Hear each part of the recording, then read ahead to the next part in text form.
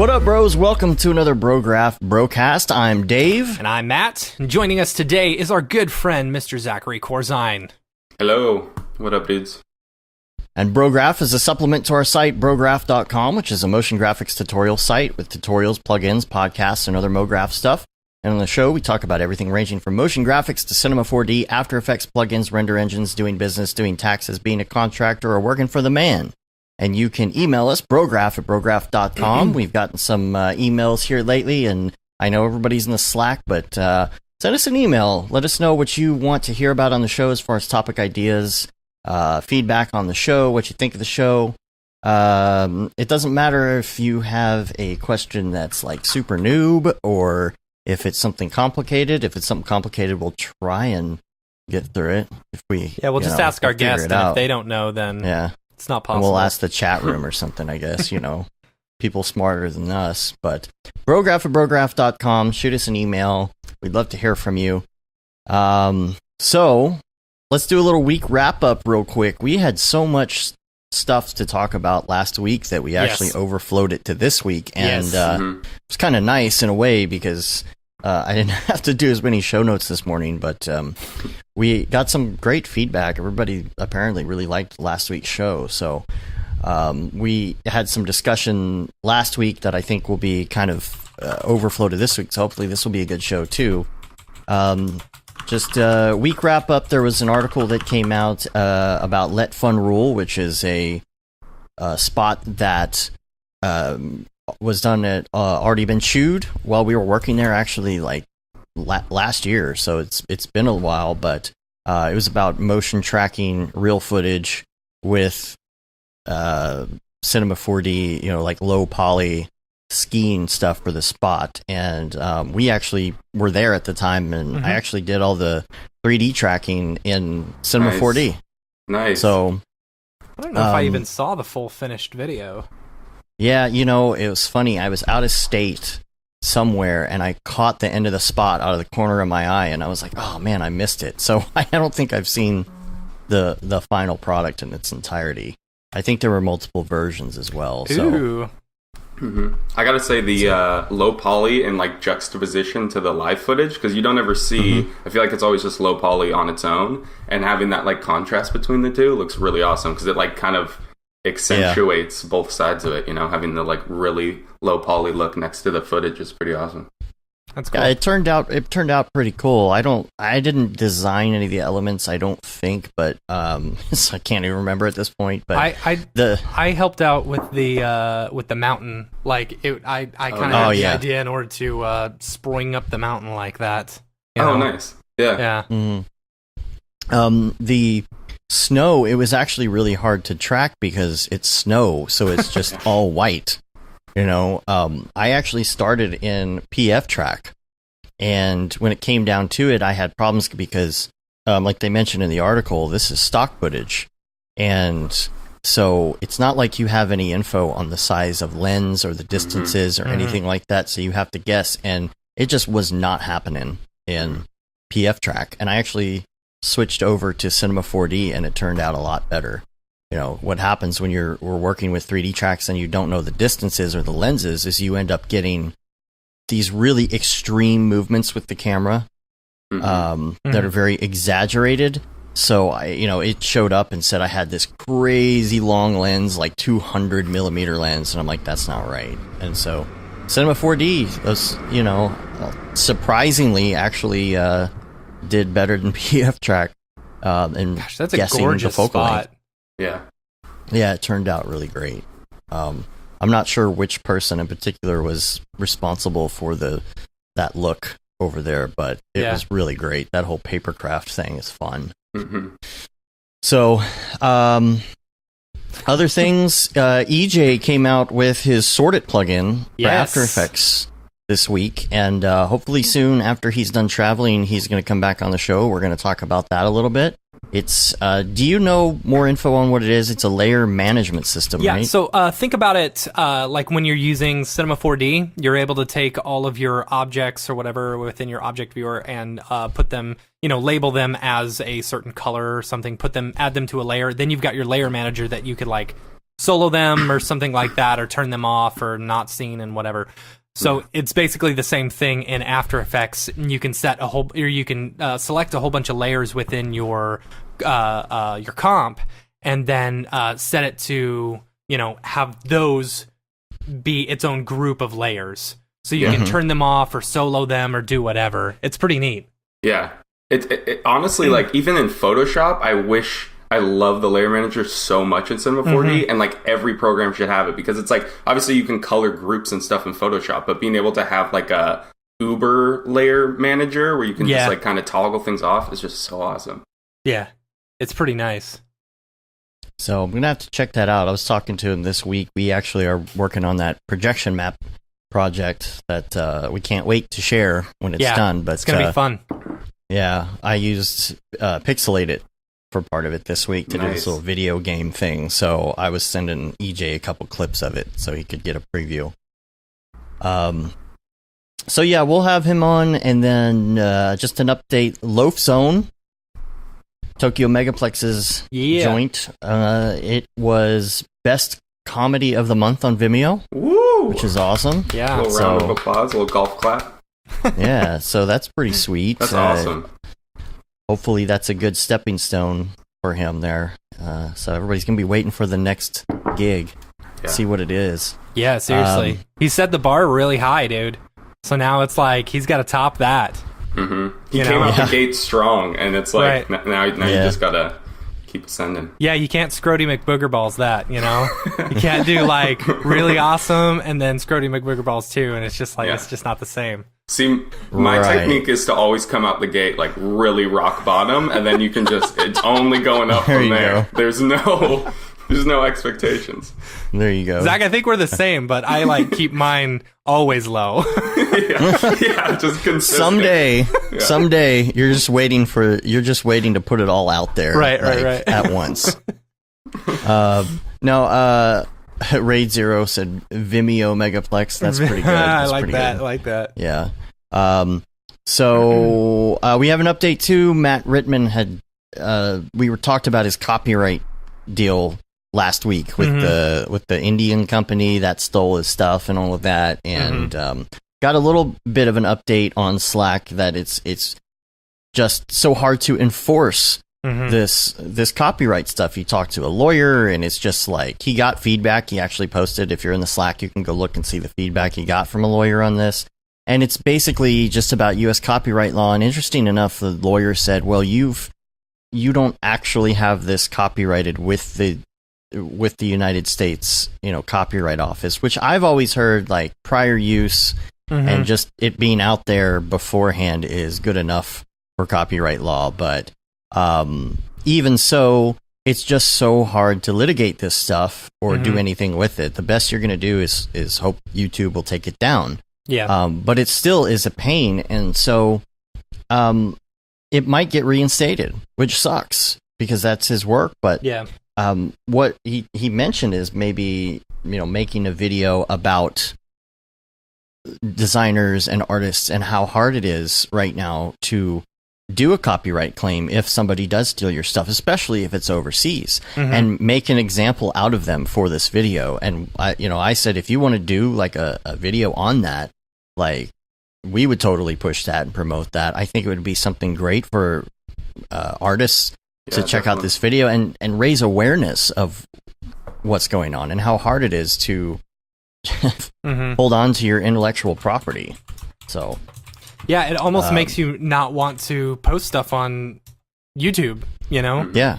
That someone's just going to straight rip it off. I don't know. Yeah, that sucks. Everybody right now, I guess, is watching the Apple stream, so we may have some spontaneous announcements in the middle of the show. Yeah, it doesn't. They're just going over ARKit right now. So, because they're going to announce some VR glasses. They're never going to announce VR. I mean, glasses. AR glasses. You're right. No, AR glasses. Sorry, never going to do AR glasses. I will throw $100 down saying no. You know what? Never mind. I'm not going to go there. Okay. All right. Anyway, $100 though. I'll put down $100 saying they'll never make some AR glasses. never have AR glasses at Apple. See, here's the problem though. Like, Man. What's the statute of limitations on this? You know, I will say there they won't is come none. out with AR glasses in the next 5 years. How about that? 5 years? Mm-hmm. I don't know about 5 years. I think this AR kit is leading up to it, man. That's what it's for. Nah, because the phone is your AR glasses. Why For would they now. give you... Nah. Because the phone will attach to the glasses. No. The iPhone X is like more powerful than my MacBook Air now. Yeah, but... It can handle it. I think It's not it'll gonna come happen. eventually, but I don't know within 5 years. Yeah. It may come eventually, but not within the next 5 years. All right. Eyeglasses. Rick Bogus says Apple glasses in 2020. You think so? 2020? Yeah. Oh, I see. So it's kind of like it's a play on 2020. I see. I see. Yeah, that's good. Yeah. I like that. Okay. Still not Maybe gonna that's happen. what they're doing on purpose. Still they not can gonna say happen. 2020 eyeglasses. No. Sounds like an ad for Pearl Vision. Rick Bogus says I'll put $500 down. Wow. Wow. Wait, 500 against who? Against Matt? You 'Cause want to that's bet me within 5 $500 years. that they're gonna do? Ooh. I might take that bet. Benjamin says 2021.5. Yeah, maybe. Hmm. It's about the same time as they come up with the new Mac Pro. Oh, Zing! Might be today. You never know. it's not going to be today. They don't normally do hardware at the developer conference. Yeah, that's true. So they're all software. Yeah. I'm so excited to announce the new Mac. They're just playing with Legos on the. Shit, I gotta pull up So this stream. stupid. On AR. Now we're all going to become We're potato. gonna clogging our bandwidth down. Yeah. All right. What else we got here for the week wrap up here? Half Res has been announced September 12th. September 12th. There is not a there's not They don't have There's more no tickets details on on sale it yet. yet. or anything, right? Yeah, they don't have And- tickets on sale yet. So we're waiting for that. I guess we're going to go ahead and get an Airbnb just so we can get that in there. Yeah, I And, really hope they're doing it at the same place this year. Like, that's my biggest concern. Is because I really don't want to get an Airbnb right next to the old place and then have it be some new place. Do we need to coordinate on the Slack to do? There might be multiple Airbro and Bs. Yeah, I don't know. I know there's Airbro two. and B1, Airbro and B2. I know there are two right next to each other, you know? Mhm. And I would love to get like a group of people within these Oh, that'd two be sweet. Airbnbs. That would Let's be cool. coordinate on the dingus and All right. figure that out. Like, because we'll probably do a podcast this time, wouldn't you say? Yeah, I would think so. Like the day before or something like that. Yeah. And then we'll probably do like a mini get together the night before, kind of early. Yeah. or We something. normally so So- it's on the 12th of September. We normally fly in on the 11th and like, you know, hang out for a little bit, go to dinner or whatever, and then the afternoon sometimes we go to like the museums and stuff like that. We've done that a couple times.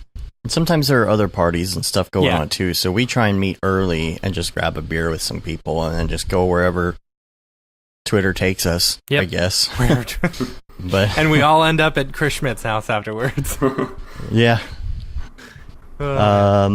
So keep an eye on that. The thing is that those tickets are going to go so fast. Yes. So and then what else? New Gmail. Yeah. Do you use Is there Gmail in browser? Yeah, I do. That's all I do. too.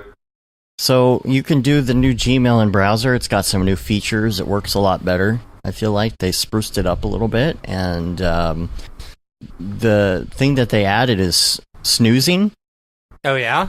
email snoozing. Have you heard of this? No. I'm not on the new one.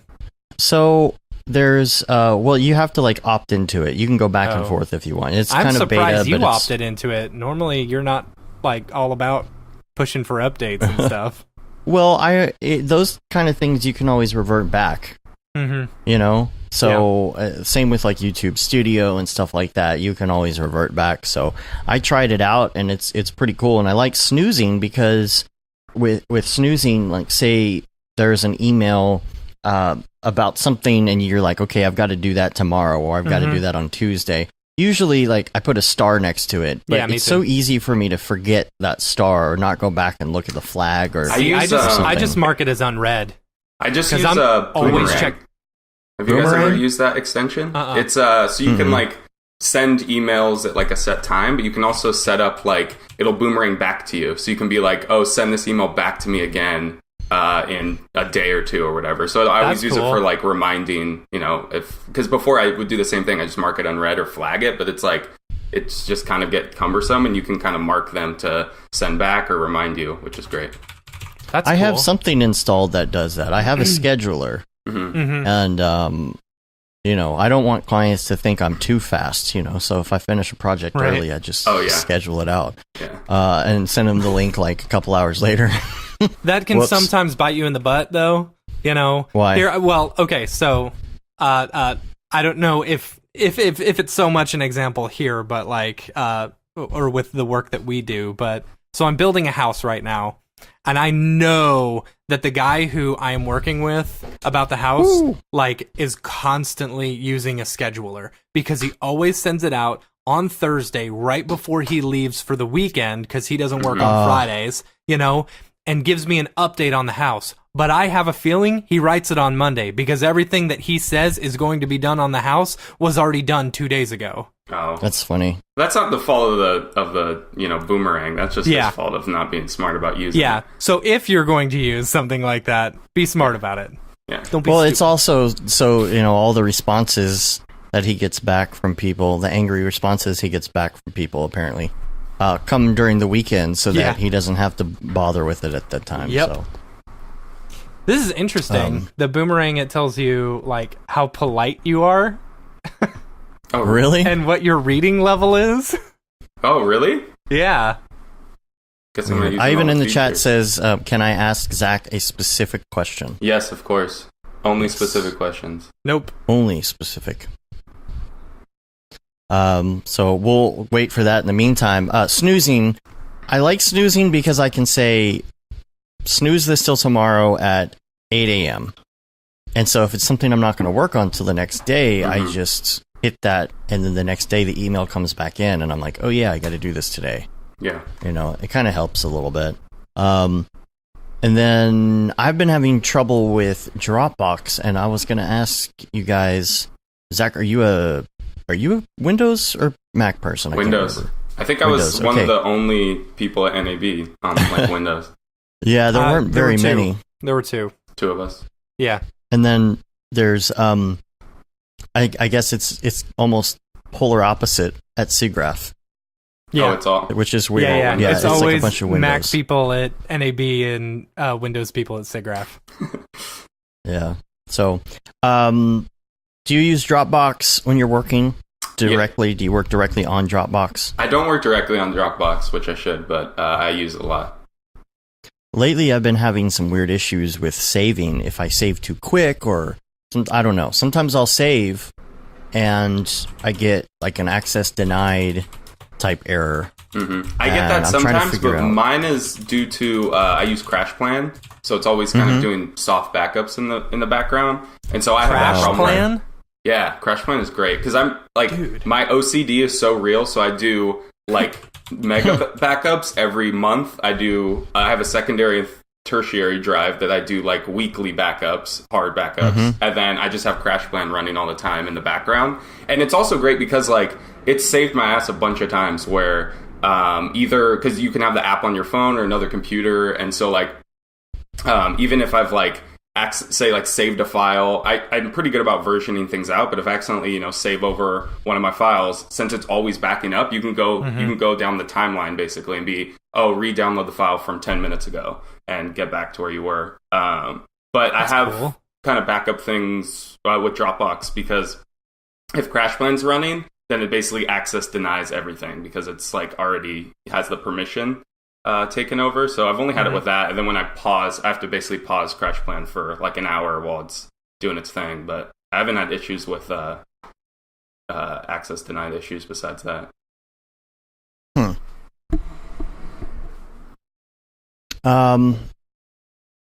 Well, I mean, I don't know why it's happening. I just, I thought I'd throw it out there and see if anybody is having the same issue. And it's not all the time. Like, I'm very kind of OCD as well. So like, I kind of hit like Control S a couple times when I save, not just once. And I think maybe that has something to do with it too. But yeah, we got our question in here, Myvan. In your waterbender work from Instagram, what did you do in Houdini to mesh the particles, and what solver was it? Flip or just pop solver? Oh, that waterbender one was X particles. Was not Houdini. Okay. So it was X. You know what? That's the thing. That's the thing about you, Zach. That's the thing. And this is why I knew you were going to be successful. When we saw you at NAB, like, I told everyone about you. I know you did, and I appreciate that, but I also was upset because it was like, once again, I'm trying to start low, man, and you were building up the expectations. Sorry, dude. Like the thing is, like, your work was good. And like, I was really impressed that you were using C4D to do these Houdini-esque type stuff, because I'm watching your demo reel and I was like, oh man, this guy's a big Houdini user. I mean, look at this stuff. I use it a bit, but it's like all tool set stuff. So like, I use a lot for like either, smoke or liquid effects and stuff. But I've been diving deeper into it recently. But besides that, like, and I was like just so impressed that you were just using like effectors and, like the stuff that C4D is like good with, and it's like, all right, cool. Yeah. I'm with him. He's good. He's good. Everyone. I was talking to Chad about you, and he was like, really? Like, yeah. He's like, yeah, I need to talk to that guy. And I was like, and he goes up and he talks to you, and I think you may have even said something like, I think it's like, he was like, Zach, I need to talk to you. I've been hearing about you, and it's like, don't be nervous or anything, but Chad Ashley is coming to talk to you, Yeah. It's like it's your first NAB, right? Yeah, first one, like, in general, and also first time like presenting on like a stage like that. So, but it was awesome because how did Matthias find you? Like, how did you guys connect? We connected, I think, originally last year on Instagram. He had like seen my work and ended up like messaging me, and then we were kind of in like contact after that for a bit, and then I ended up we were talking on email, and I emailed him like the start of the year, and he was kind of, originally I was just like, oh yeah, I'd love to like, maybe give a talk on some like my Instagram work, because like my client professional work is like very different, and so and then when he kind of followed up, he was like, okay, well, it seems like you have a lot of different type of work. Do you want to give 2 presentations? And I was like, yeah, nice. Oh, okay, yeah, nice. Which ended up working out because it was nice having, like, not having to try to, like, cram it all into one, being able to do one that was just, like, personal work and one that was just professional work. So, Benjamin in the chat says, is like, X Particles is so good now, and I agree. Yeah, there's so much awesome. Going on. I love it so much. Yeah. And I haven't even been able to dig into the liquid stuff on it yet. X Particles is it's a beast of a program. There's so much you can do with it, and I feel like I've barely even scratched the surface. But especially like, the way that sorry, go ahead. No, I was gonna say, like, I feel like the more you use it, the more like the more you realize that it's semi simple. It's just every option is repeated in a way. Yeah. Especially the way that now, especially even more in XP4, that everything converses together. So it's like when you're doing like the volumetric stuff or like the claw sims, that they can, all that data kind of is able to work together. So you can like, with all the like particle advection stuff where you can like, integrate a lot of the like volumetrics into the particles and then have that color data transfer over. Like the way that it's all integrated together is just awesome because there's just so much possibilities in that regard. Yeah.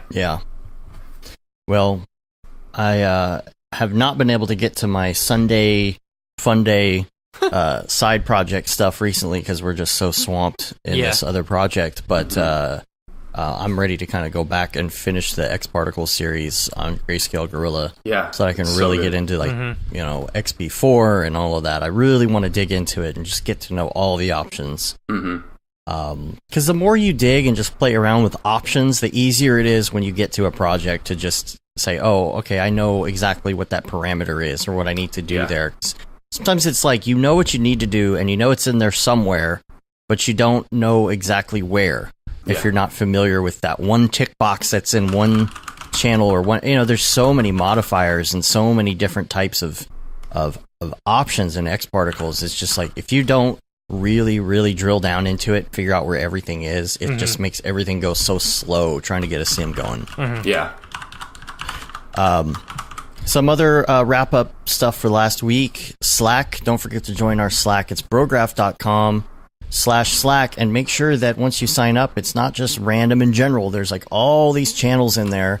I was trying to play catch-up last night because the amount of messages going through is absolutely insane. And we're coming up on close to 500 postings a day in there.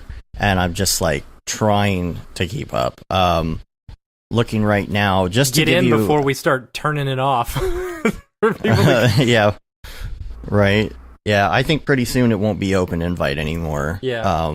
If it starts to get out of control in any way, we might have to clamp down. So far, so good. But I mean, we've got something on like Ravcock, for example. In general, we have lots of the major engines have their own channels. X Particles. Houdini is really big in there, but Houdini's then we have a others. really big channel on ours. Oh yeah, Man, Houdini's like. I need to get on after NAB. I told a lot of the Brograph guys at Grant that I'm like, once we get back, I'll be on like the Brograph Slack. Yeah, and I just have like no time. And I think I'm the same as you, Dave. I think you mentioned where like you need to like have kind of perfect conditions where you have like your cup of coffee and like turn everything off. And like if I do that, I can get in the like zone. Like I'll get in flow state for like a solid 10 hours. Like I'll forget to eat and everything, and I'll get so much work done. And so I can't Won't go to the bathroom. Yeah, I have to just black everything out, and like so it's just hard for. And then I'll realize like, oh, I could have been doing some other things, but it ends up like being to where like I can never get in that state unless I just like black everything out and just get off the grid a little bit. So see, that's funny because I'm the complete opposite. Like if I've got 3 seconds, well, no, because I don't have to have conditions perfect. I just have to have no work to do. If I've got no work to do, then I'm just like, what can I learn next? What can I do next? What tutorials can I do? Yeah. But I jump you fill around every way second too with much. something. That's my big problem. I jump around way too much. I don't have any time to focus on one thing, you know? And that's kind of a thing that I think Merlin Mann talks about is when you do the jumping around and you feel like you're quote unquote multitasking, there's kind of a ramp up and ramp down from doing tasks that take time, and that can kind of build up.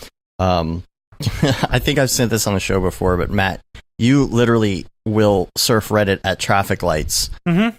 Because you're bored.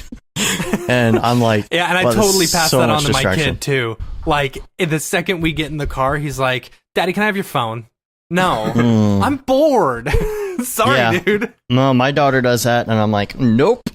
You can listen to Daddy's music. Yeah. I'm gonna get you hooked on 70s soft rock yet. Gross. Yeah. Oh. Which, by the way, what do you think of the Weezer cover of Toto? Oh, I haven't listened to it yet. How? I think it's pretty good. I've listened to it a lot. I don't know, man. I don't know. Anybody else doing it? I don't know if I'm down with that. All right. All right, so get on Slack. We've got a BroChain update. I'm seeing stuff come in on BroChain now. There were some postings this week. I guess they settled on the dome shape, and so they set a deadline to the end of June, and so you can get in there. One of the ones I saw the other day, I forget who it was, is this cool little like dome thing with like hexagon bump mapping on it and like an explosion going off inside the dome. Cool. So go in there and check that out. Get the rules and stuff in there, because that has a mind of its own now. I don't even know what the rules are. So yeah. And then an update on live streams. I haven't personally been able to live stream. Too much going on. I'll get back to it in July after this projection is up and running. But Liam, when we started doing the Redshift Thursdays, originally he had the idea to do like 8 weeks. And now it's been like almost a year, I think, at least.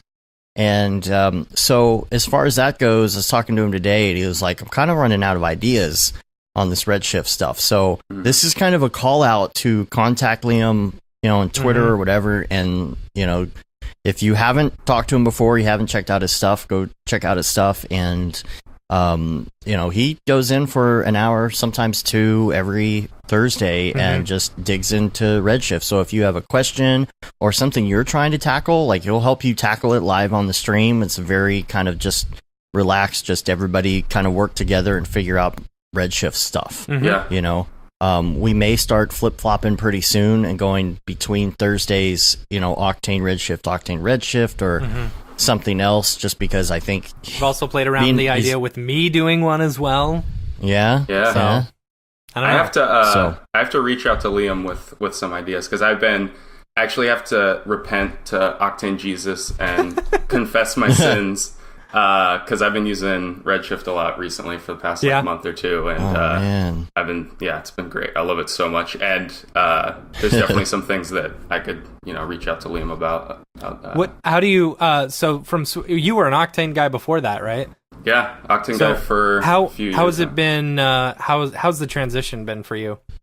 It's been great. Like, I think that I dove into it a little bit before NAB. Like, I was doing a couple different projects, and then afterwards, I kind of just forced myself to transfer over. I think it was the same thing about when I started using a tablet. For the longest time, I was a mouse guy, and I would use it a little bit, but then it's just like force a habit where then I would reach back towards my mouse and start. And then like an hour later, I'd realize that I've been using my mouse this whole time. And how I finally got myself to transfer over is I just got rid of my mouse completely and just forced myself to use the tablet for like 2 weeks. Yeah. And then now it's like natural. So it was kind of the same thing with Redshift, where it was like, before, when I was trying to dive into it, if I was trying to build a certain shader setup or whatever, and I couldn't figure out how to do it, and I knew how to do it in Octane, I would just be like, okay, I'm gonna switch over and do it. That's what I do too. Yeah, exactly. So I literally just redid my workspace and got rid of all my Octane tabs and everything, and had another workspace that was just Redshift, and forced myself to do that for a month. And after a week or so, you kind of just get in the flow of everything. And honestly, it's incredible. All the production features and all the I love the shader graph. The nodes are just you can just have so much more control over, especially because a lot of the stuff I do is procedural setup, where I'm pulling in data and stuff. And I feel like that within Redshift is awesome. And obviously it's knowing both of them is good, because on certain projects you kind of learn the strengths and weaknesses of each, so then depending on what you're doing, you can choose the right tool for the job. But so I have to confess my sins to Octane Jesus, because I'm a Judas now, I guess. Well, let's go ahead and then just consider ourselves in Ravcock. What's your flavor? What's your flavor? So you listen to the show? Yeah, a little bit. Yeah. All right. I was going to say, when I was at NAB, I guess I didn't mention it the entire time, but when I was leaving, I was saying goodbye to Dave. And he asked me oh, do you want to be on the show sometime? And I'm like, oh yeah, I'd love it. I use your guys' Octane Spotlight all the time. And same thing. He's like, oh heck yeah, use our plugins and watch the show. Yeah, dude. Yeah, I was like, well, we have this little show, that you should check out. And you're like, oh yeah, I already. Yeah, you're being all meek about it. Well, I don't want to get a big head about having a podcast. Yeah, right. Oh, and I forgot to say, I didn't put this in here. Where did it go? I guess somewhere it got lost. But I had a dream last night, 2 nights ago, that Barton Damer was mad at me for some reason. Hated me. I meant to mention this earlier when we were talking about the other we were out with a bunch of people, and every time something would happen, he'd make all these pokes at me and jabs at me about just hated me. I was like, what did I do, man? Barton's the nicest guy ever. Yeah, it's he's the chillest guy, so it's so hilariously out of character of him just being just shitting on you constantly. Sorry, I keep... Yeah, you're fine. No, it's fine. It's as long as you're not Beeple, we won't have to put an explicit tag on on the episode. Yeah, but I posted that, and I guess Benjamin Ellison said he had a dream last night too, that we were starting to record a podcast, and David Ariev was getting super annoyed that we weren't starting yet. and he remembers him saying, "Come on, can we start this already?" Like, I guess we're all having dreams about each other. I think you need to start a Slack channel for #dreams, I guess. The Dream Channel. Yeah, Dream Channel. And then we'll do like contests where like people have to do animations of those based dreams. on that person's dream. Yeah. Yeah. Oh, here I remember it comes. like when I woke up from my surgery, like I was we were hanging out at some event, and I remember I was talking to Raid Zero. You know, that's the last thing I remember right before waking up in a lot of pain from my surgery. Weird. Yeah. Just we're goes gonna to have show so many. what we've been focusing on way too much. I think. We're gonna have like so many channels. It's gonna be insane. Yeah. Like we have off-topic channels like from what do we have? Rick and Morty. We've got Star Wars. Star Wars. I was writing in there the other day. Westworld. Man, a music channel, MoCoin. There's actually a lot of people, if you're interested in Bitcoin, you can actually talk to a lot of people in the MoCoin channel. Yes. Bitcoin for Rants. people who have graphics cards. If you just want to complain about something, like how terrible Skype is, or, you know, how much Skype sucks, or, you know, that Skype is the worst. That's a great French place Monkey's to go. here. French Monkey just showed up. French Monkey's in the chat, and speaking of which, let me go down to this link while I'm talking about French Monkey. He put out the 3D scans pack on Gumroad this week. You should check that out. I think it's like 5 3D scans. Oh, nice. Yeah, throw him some money for it too. Yeah, seriously. Yeah, don't let it get pirated. Yeah. Give him Seriously, throw him some money so that he doesn't starve with all these thousands of pirators everywhere. Pirators? Is that a word? I think it's just pirates. It's just pirates? Whoops. Pirators. That's my new term. Those are the rules that I made up just now. So, anyway, Ravcock, there's a great OFFFFFF titles that are always awesome every year. Yeah. There's a new one out right now. Let's see if I can get the little link going. Hopefully you guys have that in your dingus. And if I could bring it up here so I can look at it and talk about it. So this is 6 days ago. This is on Vimeo, and I'm gonna go to the credits here. So Jake Ferguson directed this. And I'm assuming, I didn't really look at the rest of the credits. I'm assuming he actually... and Jan was involved in this. Yeah, Jan worked on it too. Yeah. Oh, wow. Okay, so... Oh, nice. Prop maker, Clay Sparks from Otoy. I'm recognizing these names. That's cool. Super, super cool, as usual. I'll try and bring that up on the live stream so people can see. Maybe I shouldn't bring all of this up on the live stream because there is nudity. But... You're all right. I don't know if YouTube will flag us or do something stupid, but really great looking. Yeah, it's gorgeous work. Yeah. It has a... I don't know why, because it doesn't look... I mean, I guess it kind of has a... There's a style, and I don't know how to define it. It's kind of the Westworld style, but it's not necessarily Westworld who defined it, but it's just there's a look, and it's I don't know what it's kind of the like James Bond style, too. A lot of their... even before Westworld, like a lot of their intro credits were in that kind of like moody cinematic style. Yeah. Chris H says maybe I need to move over to Octane. French Monkey hasn't gotten into Arnold yet. Arnold just came out with something. I don't remember. Something about the view. You can render in the viewport now or something. I'm still waiting for GPU to get into Arnold. So yeah, but I've been playing around with Arnold. I really like it. I like it a lot. Yeah, but I just haven't. The projects, the big project that Dave and I have been working on. We've been working on together, and so it's been all Octane. But sometimes if I have like a real simple logo, or I need to do something very simple for a client that doesn't involve me having to share the project, I'll throw it into Arnold, and then I'll just throw it over to PixelPlow and let them render it out, Yeah. So and it's just so easy. What we're working on right now, because it's more of it's not about the realism per se in what we're doing. I mean, there is some realism in parts of it, but it's more about this is a projection map. So what do you do with a projection map? You do shadow gags, you do cool things that are going to look cool on a building, right?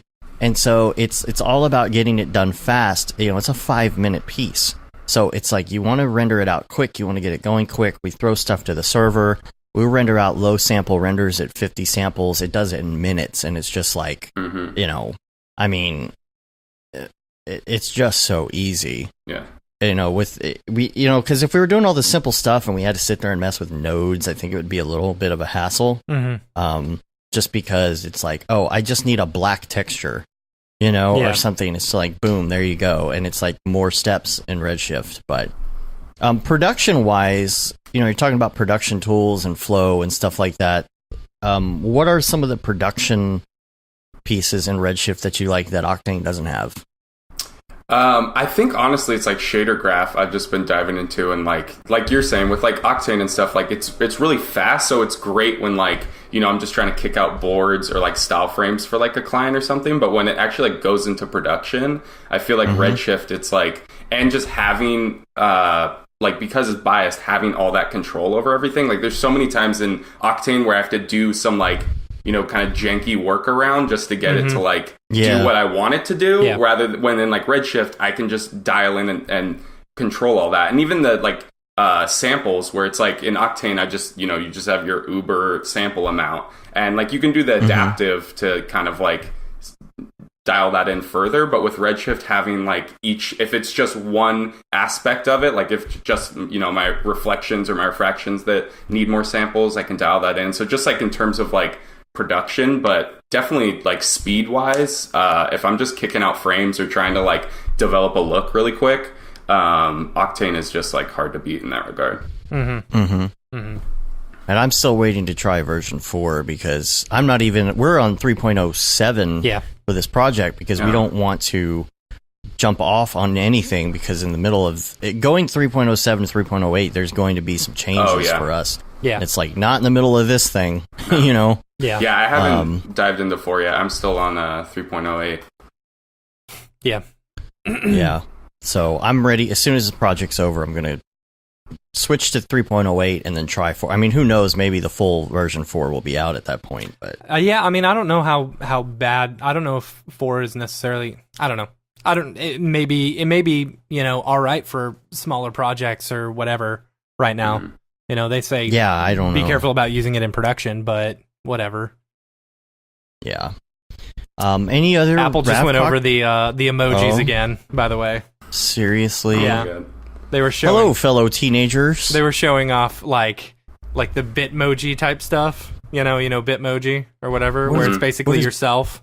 Well, you can turn yourself into an emoji and like talk and stuff. Kind of like a me or something. Oh. No. Man, why are they so Snapchat, obsessed with like, that filters. stuff? Oh, great. And emojis. Why? Animated emojis and it's motion tracking her face and like putting a giant emoji over her face. Oh god. Because that's what's important. Right. Well, Dave, what is important? Being able to use the phone as a phone, right, without it dropping calls. Oh yeah, because it's a phone. Being able to surf the internet with it actually working. That's the one that I have the problem with. I have problems with it tethering incorrectly, where all of a sudden like the internet will stop and then you try and reconnect to it and it says can't connect to your tether anymore, just can't connect, sorry, and you got to go to airplane mode and you have to turn stuff off and you have to turn Wi-Fi off and back on, and I always have to turn my hotspot off and back on. Yeah. So that's pretty crazy. Anyway, what else? What else about the iPhone? While we're talking about that, what else about the iPhone is more important than emojis? Everything? I don't know. Yeah, I don't know. I'm on my last leg of iPhone. I think mine's pretty old at this point. It's like dying on me, and I think I'm just gonna get like a Pixel or something. But what about the integration into the system? I mean, as far as I don't use it in my system at all. You don't use any of the integration anymore? Calendars and stuff. Mm-mm. Yeah, I just use Gmail and Google Calendars for all that. Yeah. See, I used to use iMessages all the time on my Mac. So did I. Because it's easier than texting. It broke on my Mac, and I couldn't get it to work again. Oh, really? Yeah. Yeah, I miss having that. When I used to be on Mac, it was awesome just being able to like type out text and stuff. That was my big push to why I went PC full time, is because I couldn't get my iMessages working. Yeah. So. Well, there's no good. I mean, I've looked everywhere. There's no good Windows solution for trying to integrate or hack iMessages to get it to work. I've looked everywhere. And the only things that I found are these things that are like scam sites that don't really work. Yeah. You know? Yeah. So I think, I mean, I'm sure they're doing it on purpose. They don't want anybody to jump off their platform. Yeah. But anyway. Sage says hi, Zach. Sage. Yeah, he does. What up, man? So, what? You can add multiple people in a FaceTime now. Oh, really? Oh, yeah, that's pretty cool. That could be fun. Yeah, that's pretty cool. I'm glad they're finally doing something with that. Yeah. So let's go to some topics real quick. Let's talk about your new job, first of all. Can you talk about that yet? Yeah. I can talk about it. Have you started yet? No, I start on Monday. And this is at Man vs. Machine. Man versus Machine. Right. Yeah. Congratulations, dude. Thank you. That's great. Are you able to talk about how that came about? Is this because of NAB, or was this already something in the works? No, yeah, it was kind of due to like NAB and, kind of having the exposure there. And then I was kind of in talks with one of the co-founders, actually like during NAB and then after when we came back, and kind of just, progressed from there. And yeah, I'm super excited about it and like really happy to be joining their team because there's so many people there that, I've learned a ton from and really look up to. And I think I've been freelance for like a year and a half. And I think like freelancing in San Francisco, I kind of got... Sorry, there's some sirens going off outside. That's all right. Let me wait for these to pass. Jesus Man. Christ. Hope everyone's okay. So yeah, I mean, like going from freelance back to working for the man, so to speak. But it's a good man to be working for. Yeah. Yeah, so I was freelancing for about like a year and a half, and like I've been really successful in San Francisco, but it's all like tech companies and advertising agencies, and like been offered, full-time roles, but it's like companies like, Apple and Facebook, and that's just not the type of work that I want to do.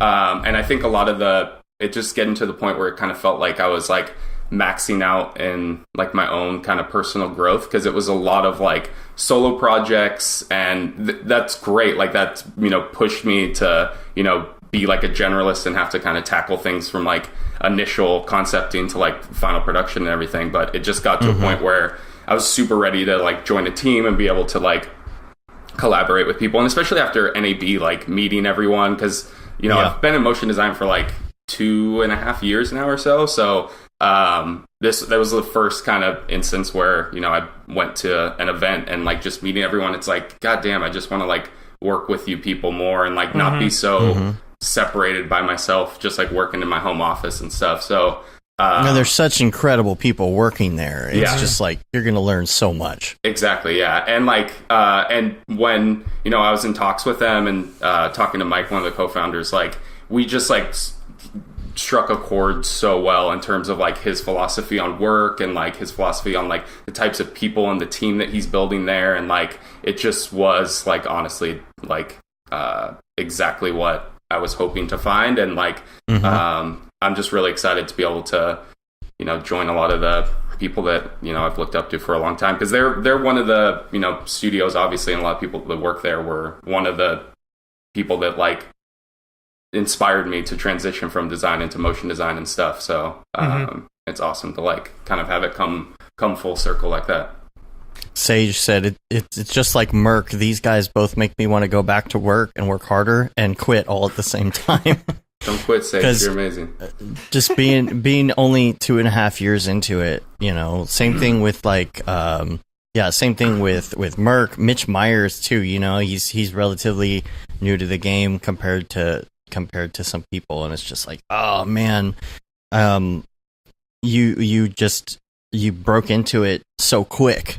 Yeah. But yeah, I was having a conversation with Lance Eckert, who he works at Already Been Chewed now, and he's always worked in the past places where we've worked before. We worked with him at a couple places, and places where he doesn't have a direct art director who even knows Cinema 4D. Yeah.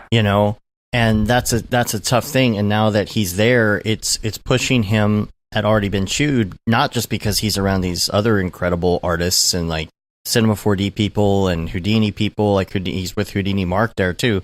But Barton himself, who knows cinema. And so all these people around you, it pushes you to get better and faster and learn new things. And it's really hard to do as just a single contractor. Oh, yeah, totally. And it's the same thing where it's like, I'd get some, cool projects at advertising agencies and stuff. But like a lot of the times, like, a lot of the projects would either, I'd be pitching frames and I'd set a look. And then once it got signed off for production, like they would just be like, okay, we're going to bring it to a production company in like LA or something. And like, that's what I really love. Like I want to like have my hand in the entire process and be able to like see it to fruition. So it's like, I think it just got to a point where it's like you're saying, like even just having to work with companies where I'm a solo freelancer and I'm not working with anyone else that knows Cinema 4D or anything. And like, I just, it kind of felt like I was kind of just getting a little bit maxed out in like that regard.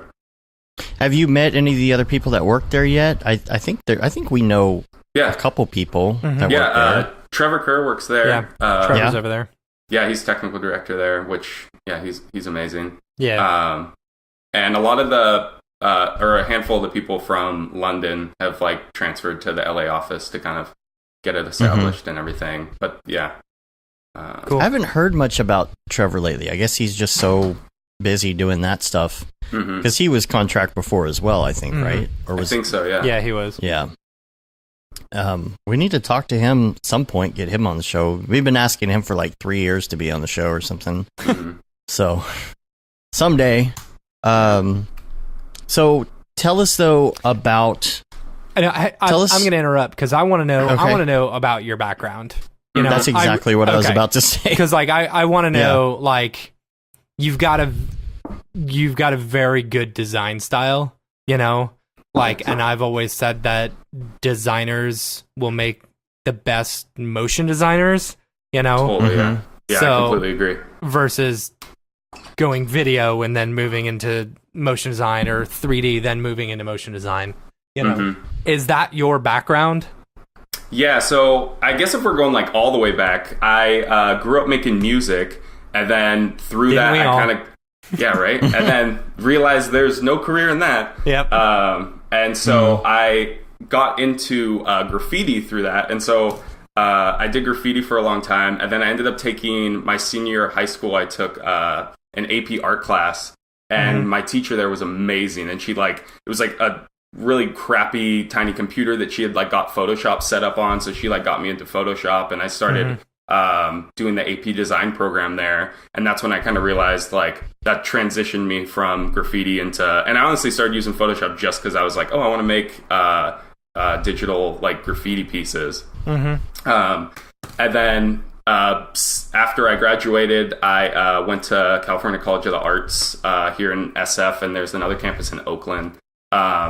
And then ended up actually like leaving there. I went there for about 1.5 years or 2 years, and then I ended up transferring to like a CSU and took like a design program there. And then once I graduated, I was kind of freelancing for a while, and I worked at IDEO, which is like a design studio that's pretty prolific, and was just there for like a bit, and then actually ended up getting like an internship at Ubisoft, like the video game company. And that was great because a lot of it was just strictly kind of the marketing team doing like design and all the concept art for like the game covers for like Assassin's Creed and Rainbow Six and all those games and stuff. And so that was great because they there was this artist there that was kind of like the lead concept artist for a lot of that stuff, and he used Cinema 4D a lot, and he used 3ds Max too, because from the game side of things, the models that we were getting, or the scene setups they were getting from the games department was in 3ds Max, but he used Cinema 4D a lot, and kind of like opened that well for me. And then from there I kind of started working at advertising agency, and I was still just doing like design work. I do a lot of like, because a lot of my graffiti used to be very like 3-dimensional, like that's what I was really like inspired by.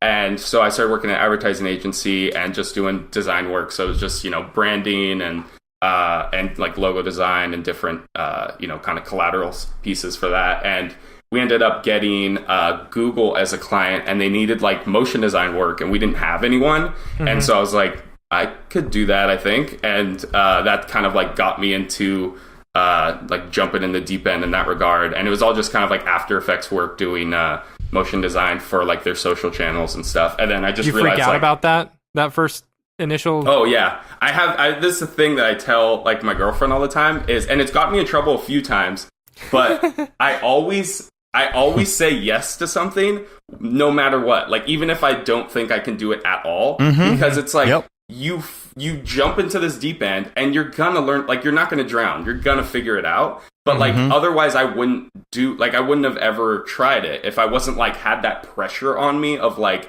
you need to figure this out, you told these people you could do this. And like I've only had like, I've done that maybe 100 times, and I've only had like 2 or 3 times where I actually could not do it and had to like come to them. And if you're being earnest about it, you come to them early enough where it's like, I said I could do this. I'm trying my best. I tried all these different approaches and techniques. I'm not able to. I'm giving you enough time to like find a plan B option, and I'm sorry. Then like it's not going to bite you in the ass anyway. So I've always kind of done that, where if something comes to the table, I just say yes and then figure it out afterwards. And like, or just subcontract somebody who can help you do it. And just, or don't tell anybody.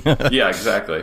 So yeah, I was definitely like, it was tough, like just kind of jumping into that. But then that kind of opened the door of like, oh my God, I really, really love this, like way more than I love design. And like, because I'm like, balancing between technical and creative, and like the design stuff was just purely creative. Like it's not like, it's a lot of Photoshop, a lot of InDesign, Illustrator, like there's no like new tools, like a new Photoshop version comes out every once in a while, but I'm not like being able to like develop like the technical side of things. And so I think I just kind of got tired of that. Like it was just like the same thing. Like obviously you have creative challenges, but like I love the balance between creative and technical. So I just realized like how much I loved it. So that kind of got me on track, and I just realized like, okay, I'm gonna have to like work my ass off to get to a point that I want to be. So for like a year straight, I was like, I mean, this isn't the healthiest thing, but I was like coming home every day and working another like 10 hours till 2 a.m.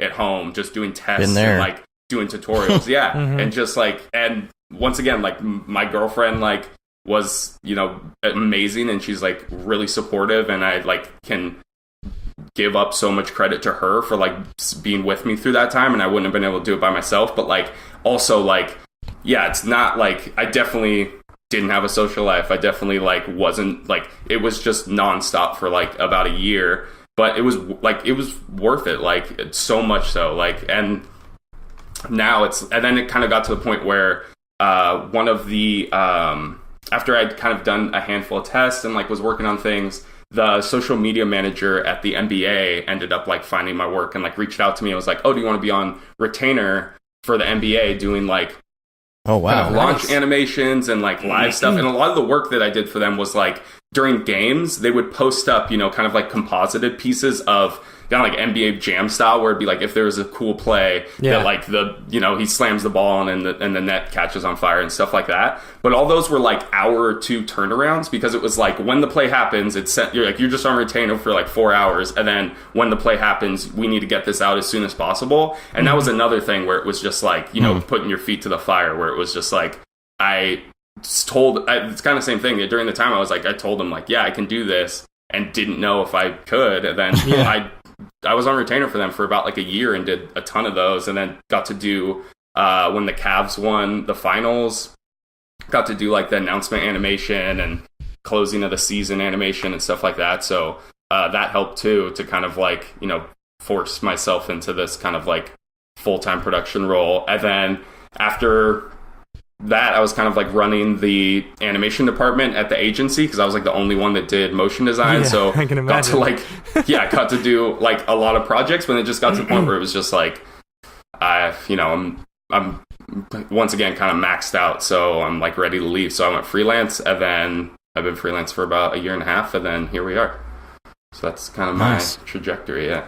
Sage says, during that year, unbeknownst to you, Brittany was secretly honing her Mario Kart skills. That's the only explanation for the smackdown she laid on you guys. Yeah, she went hard on... we all played Mario Kart with David and Chelsea and Kevin, and she went hard. She was just destroying. David's really good too, though. David's was awesome as Mario Kart. Yeah. Got that like perma drift where you're just constantly drifting. I'm finally mastering the drift. That was hard to figure out. I'm not a super big fan of the way the controls are laid out and the fact that you can't change them. You know, so I think it's like you have to hit the A or B button to go, and I'm used to Xbox where you use the trigger to go. Yeah. Right. But once I figured that out and I figured out the drift, I'm able to do okay. My daughter doesn't beat me that often, but sometimes she does. Not that often. But I was going to touch on like what you said about design. Like, I completely agree. Like, I think that like solid design skills like just are like the key to like the bedrock foundation to everything. And like, if you have like good design approach to something, then like the animation doesn't need to be anything like super intensive. Like a lot of the like early tests and stuff I was doing, like animation wise, I'm not doing anything crazy. Like it's just simple dynamics or something else, but it makes a difference when it like, you know, looks good like that. And it's not like, that's kind of the harder thing in a lot of regards, because it's so like, I don't know, it's so like nebulous, like, and like, I think in the same regard, I've worked with a lot of people at agencies and stuff where they're motion designers, but they come from like a video editor background, and just their approach to everything is so different, and it just ends up being it's crazy. So it's like and even since, and I say like, that because I come as a video editor background. Yeah. Yeah, me too. Yeah, but even like since I still take a lot of design classes, I've been buying a lot of different like design books and stuff to sharpen up, because it's like you could never, like, my color theory is still like not great. I've been trying to like take courses on that and get better, and like even compositional stuff, like and that stuff is like, you know, they will last you like a lifetime, right? Like it's like the soft skills are the things that like will really, like, you know, any program we're using is going to get outdated, but like design skills are just like for life, you know? Yeah. I totally agree. Liam has a question in the chat. He says, how does Man vs. Machine handle work-life balance? Is it one of the biggest... He said, that is one of the biggest things for me staying freelance, but I totally get what you're saying about plateauing by staying freelance. Yeah, I mean, I haven't started yet, so I don't know too much, but like my personal work-life balance is pretty horrible sometimes. I think like it's not a balance as much as it is like a teeter-totter. Like you're going up on one side, and then and then you can kind of like go back the other way and take some time off. Like I don't have like consistent work-life balance. Like it's like so that's just kind of how it is when you're a freelancer, though. Yeah, it's definitely like the feast or famine stuff. You're going to get that big project, as you know, we're doing right now, and then it's like July. Once it's over, it's like, you know, a very relaxed week of just do the podcast, screw around on something, take a day off, you know, whatever. Go on vacation for a week. Yeah. No, you're doing that in the middle of the project. Hey, I booked this vacation way beforehand. I know. I'm going to take a vacation in July sometime, Matt. I'm just telling you right now. That's fine. I'm actually going to go out of town and then keep working while I'm out of town. Again. In July? In July, yeah. Oh, okay. Yeah. So, anyway, this is our personal life that we're talking about. Yeah. Let's just go ahead and just schedule next week. Let me get my calendar out. We're not doing anything.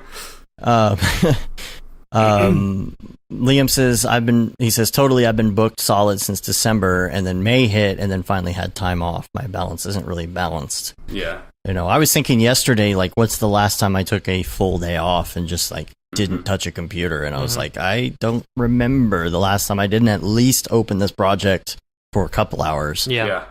I mean, my problem is like I have like serious like guilt if I'm not productive. Like if I have time off, I'm always like, if I like am just, don't touch a computer all day. And like, once again, this isn't healthy. I probably should work through this and figure this out. But like, I honestly, sometimes I can't take time off. Like, it just feels like I should be productive. I need to either, be watching a tutorial or, just working on like a new test and stuff. So like, I've been kind of wrapping up projects this last month, and I've had like a lot of downtime, and I've just been like, taking a lot of courses and doing a lot of like experiments and stuff as much as I can. Like I probably should be just like recovering and taking some time off, but yeah, it's tough. I also only got a few more days left to do it.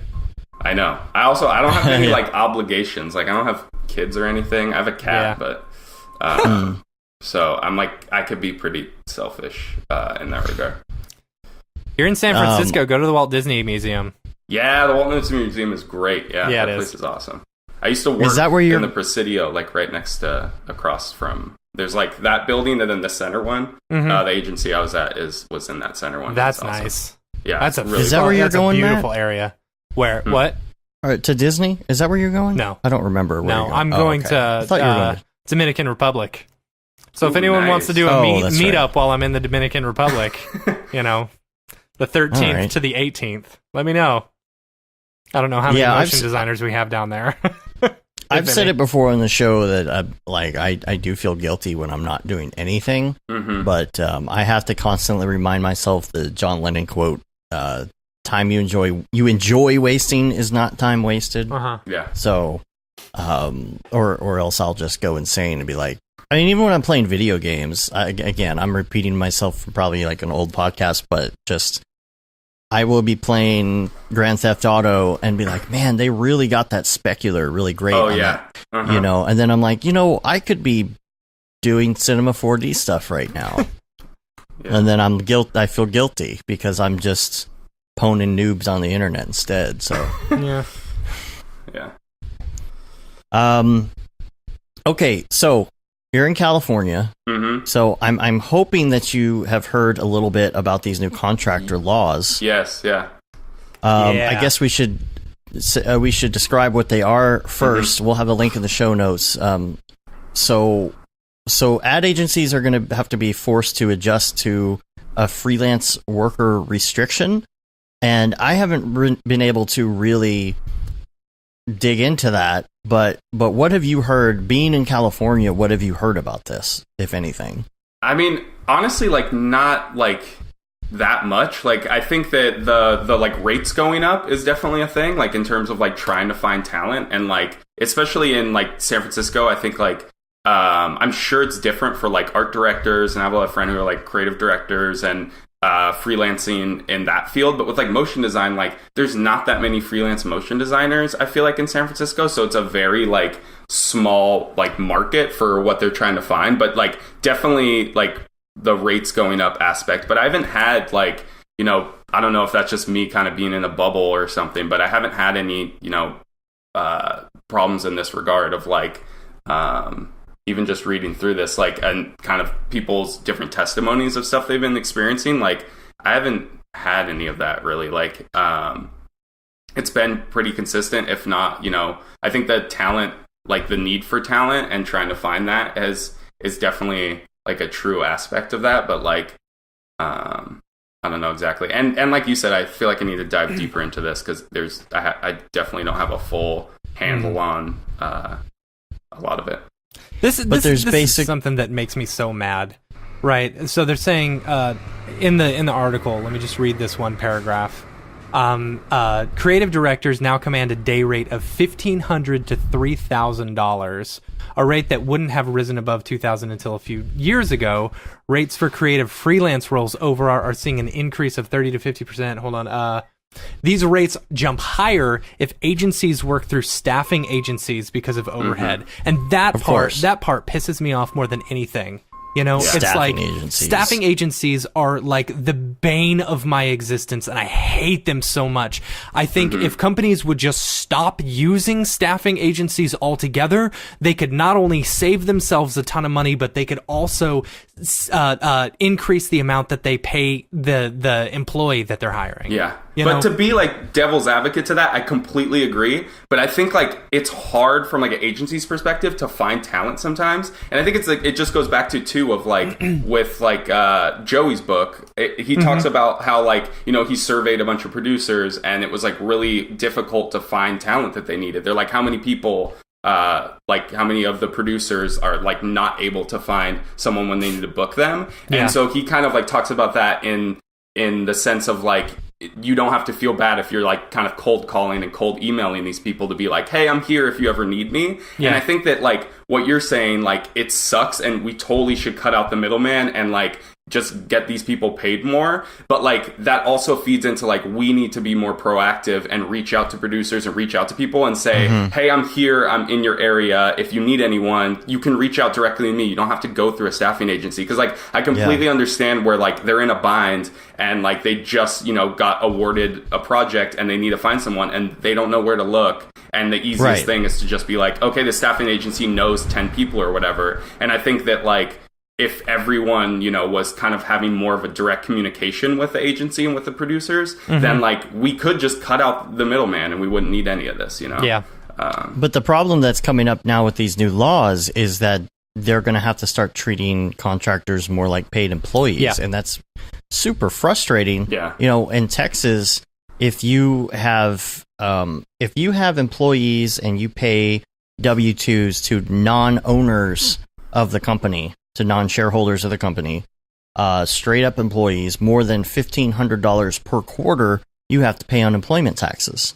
And so that's kind of what has kept us from really even exploring having employees right now. And the other thing too is like they're very, very weird about it. Like if they find out somebody is working for you contract exclusively, you will owe back unemployment taxes. And for California, I don't know. I mean, I hear about the economy being in such a weird state there. Is this a money grab of some sort? Is this to get more local taxes, state taxes out of contractors? Or you know, what's going on and how is that going to affect Houdini Mark in Slack? When we were talking about this the other day, he's like, well, you know what's going to happen is freelancers are just going to have to become LLCs and, you know, just become an S corp and have pass through to their own income. I mean, I don't know how else they're going to do it unless, I mean, that's the whole thing. People want to be free as a freelancer and have that, you know, not have to worry about like, and I guess that is all these taxes. That is the big workaround, right? You just become your own LLC or S corp or something like that, and then they can hire you as whatever. You know, it's like they're hiring another company.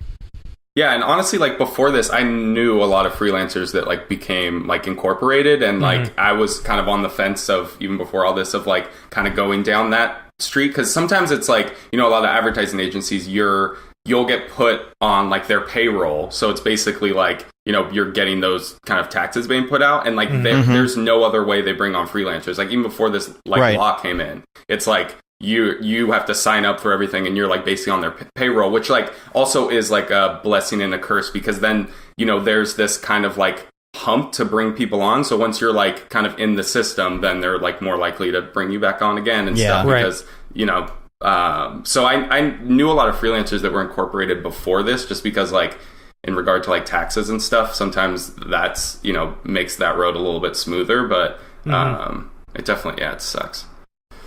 And along the same lines too, Benjamin Allenson said, was talking in Slack about pay. You know, of course we've got California here and of course in my mind, because of the whole, you know, we know somebody in California that can do that. You lost to California because it's California. Yeah.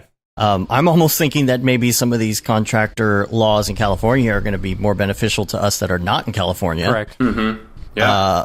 Because maybe people won't go with the California person as much because the rates are going to be up. But the topic brought up, sort of related to this, is about pay and how much to charge and all of that. But and the fact that not everybody should be charging the same. It's based on speed. It's based on experience. It's based on so many things. It's like, well, two people are both charging $600, but this person can do it twice as fast. So, yeah. So he says no one wants to hire someone for $600 a day who's charging that just because they heard from people that they should charge that much. My thought is that you should charge based on what you actually need to live comfortably on. And that changes based on where you live, how old you are, if you have a family. We have that rate calculator, and we talked to Barton about this on the show a while back. And Benjamin says everyone's living a different life, having different needs. I wonder what hiring managers are saying about these people coming in and asking for these rates. I'd love to hear their perspective. Maybe it'd be cool to have someone on the podcast like that, a producer or somebody from the agency come in and talk. I'll disagree with that because, the thing is you're not charging what you can live comfortably on. If I was a single dude living in an apartment by myself, I could comfortably charge $200 a day or something, right? But that's doing a disservice to our industry. I completely you're hurting the rest of our industry by undercharging yourselves, and then when Dave and I, when we go out to get, then when clients come to us, and this has been a big beef of mine for the past month or two, clients come to us and they're like, hey, we want to get this done. And we quote them what we think it will actually take us to get it done. There's no overhead, there's no padding, anything. We tell them exactly. And they're just blown away by how expensive it is. It's like, well, I've got an iPhone. I can do this myself. I can edit this myself. And it's like, okay, well, I can go get this other guy. This other guy's charging $200 a day, and why are you guys charging this much? And it's like, well, you know what? He may be awesome, but he's just hurting our industry. He's not helping. Yeah. I think a lot of that for us is in editing, though, because we do video editing and stuff like that, but it's not our main thing. And so it's very rare. I feel like we even end up doing that, just like an edit or something nowadays. But it's one of those things where we're still charging our rates that we do for everything else for that editing, where there's just editing people. Yeah. And they're charging way less. Yeah.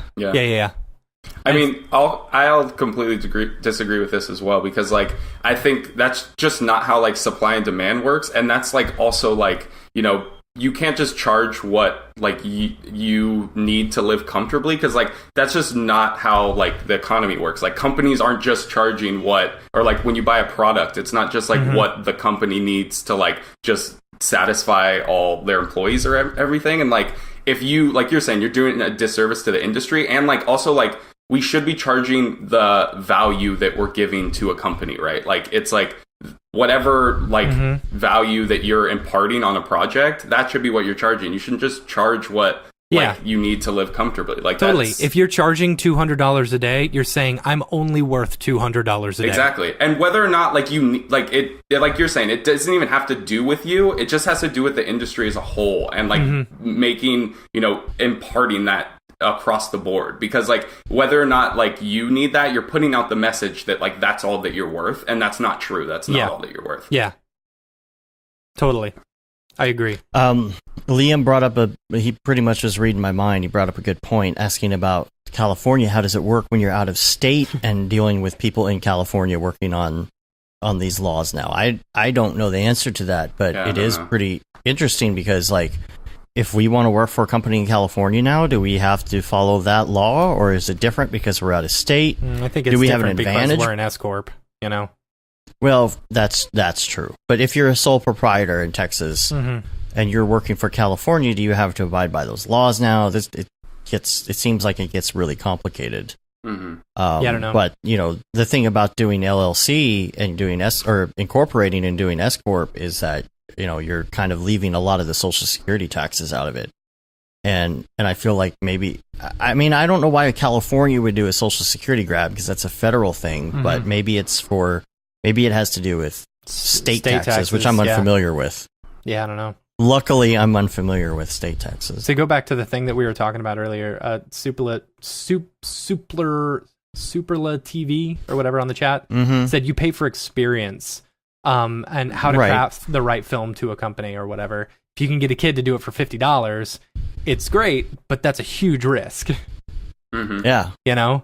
If someone is telling you they're only worth $200, then you're like, okay, well, you're only worth $200.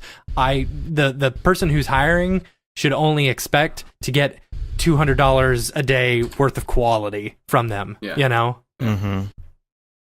Rick Bogus says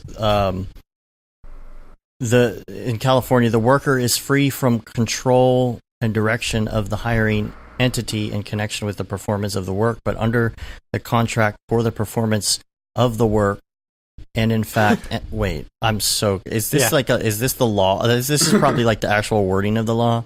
The worker is customarily engaged in an independently established trade, occupation, or business of the same nature as the work performed. Worker performs work that is outside the usual portion.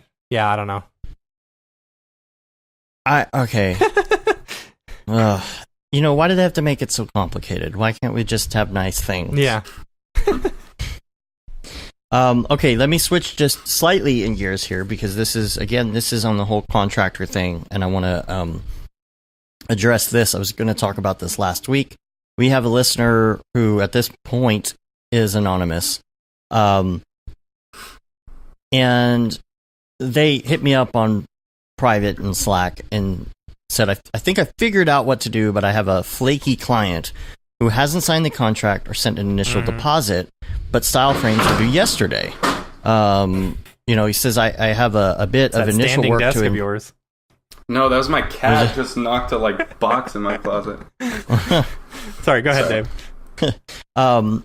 He's done a bit of initial work to ensure that he'd be ready for delivery, but still, like, the company has the contract and it's still not signed, still no deposit, no response, and I think this person is about to venture out into full contract, and it's kind of like first full contract gig, and it's kind of a bad situation.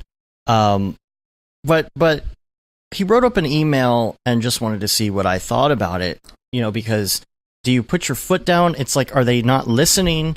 And we got into this whole conversation. Is it like, is the client avoiding it on purpose? Sometimes you don't know. And actually, that's why I like having something like MailTrack, because you know, we can go in and see if they actually read it and be like, you know what, they didn't even open that email. So now I have the advantage because I know that actually, you know, they're not being malicious. They're not doing this on purpose. They literally haven't read the email. And I think some people don't understand that, you know, this is important that you have this signed and you know, 50% up front or whatever it is before you start. They're like, well, we'll do that somewhere in there. They don't realize, no, you, like, seriously, you have to sign this first. No, really, guys, you have to sign this first. And my advice on that was to be nice but firm, because if you let it happen this time, it's going to happen every other time after that, because it's a new client. And it's like, you know, you've got to make it known that if you're going to work with me, you have to be organized and you have to read my emails and you have to do these steps in order for this to be done the right way. Because what happens after that? They don't pay attention to how many revisions you said you were going to do. You start getting scope creep because they're not paying attention, and they might not be doing scope creep on purpose, but they didn't read your email where you set out the rules and said, we are going to do 3 revisions and everything after that is extra. You know, I feel like being firm is just something that you have to do. You know, and the question was, so do I put this on hold? Do I put this project on hold and say, sorry, I didn't do your style boards because you never read my email? And finish these steps. You know, I guess it came around. They were a little bit upset because he sent an email and said, look, I have other projects I'm working on and you guys haven't paid or signed a contract. So, like, I'm not going to meet your deadline. But I think from what I gather that it kind of worked out in the end. But again, it's a sucky situation to be in as a contractor.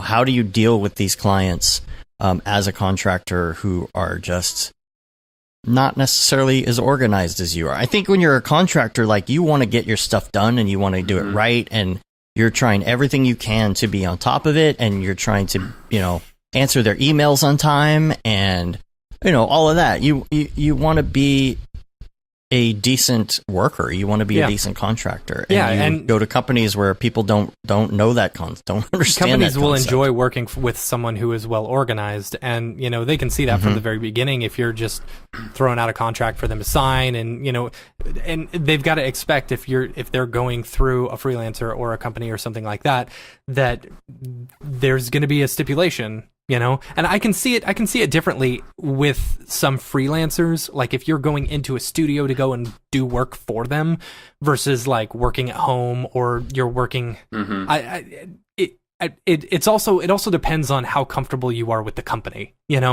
like Dave and I initially, like, for new companies or new projects or, big projects, we'll make them sign a contract and we'll make them put down a 50% deposit.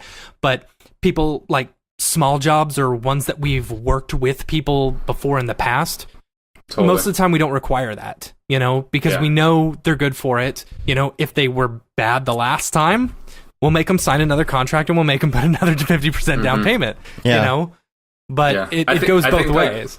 Yeah, I think like you're saying, it's very much like a case-by-case basis, and like setting the standard of conversation up front, and then like it's like a relationship, right? It's like certain relationships are going to be other ways, certain ones are going to be like this, and if it's like a bad relationship, then it's like, you just don't, like, as much as it sucks, like, I understand, I've definitely been there where projects fall through and you really like wanted or needed that work, but like you have to kind of, it's also like relationship, like if you're in an abusive relationship, you got to have like respect for yourself and just like, cut the cord on that. But like, I think what you're saying too, like, you get a sense, you can oftentimes really get a sense of the type of client or the type of studio that you're dealing with on the upfront, and then you can kind of gauge that and decide how you're gonna, traverse the whole like business side of things, or even just, the conversation. And I think it depends. And like things like this suck, and I've definitely been in that situation before. But like you're saying too, like, you don't necessarily know if it's malicious or not, right? Like, I've had instances where, they've kind of gone radio silent for a long time, and then they like reach back out, and it's just like, oh, sorry, we were really busy about this. Here's, the deposit, here's everything, blah, blah, blah. And so I think that like just having a wealth of, as much as you can, like a, diverse wealth of companies that, you have a sense of, and kind of having different client relationships with, and maybe like an ongoing relationship. So then you can, have the opportunity to, say no to the ones that aren't healthy and not good for you, then that's ideal. But yeah, I think anyone who's been freelance has been in all these types of situations where, they either go radio silent or they're just like really difficult to work with. And, and if that happens, then it's just honestly, like, I just kind of chalk it up as like, learning experience, and I'm not going to deal with those types of, if I'm working with another company and they're kind of have the same approach to things, then I mean, I'm only going to get like knocked down once before I learn my lesson, Yeah. Well, we have a company we're working with right now. It's like where we did a couple contracts when we started. We had contracts when we started, and then it's kind of like, okay, well, these aren't that big of they're not that big of projects, so it's like we don't really have to do a contract. We've been doing a lot of business with them over time, but now there's like some scope creep. And I'm going to have to do a phone call and be like, look, I know you didn't sign a contract, but our previous contracts and our contracts that we give new customers say that after 30 days of drawing something out, especially when we fronted money on projects, we're going to have to go ahead and bill for this because you're dragging, and it could take months before you're done with this at this point. Yeah. Like, the project's almost done. There's like 2 things that have to be done and we're done, but it's so easy. But like, this is just dragging on, and we got to move on, because they think at any given time they can just call up and be like, okay, well, we're ready to finish it.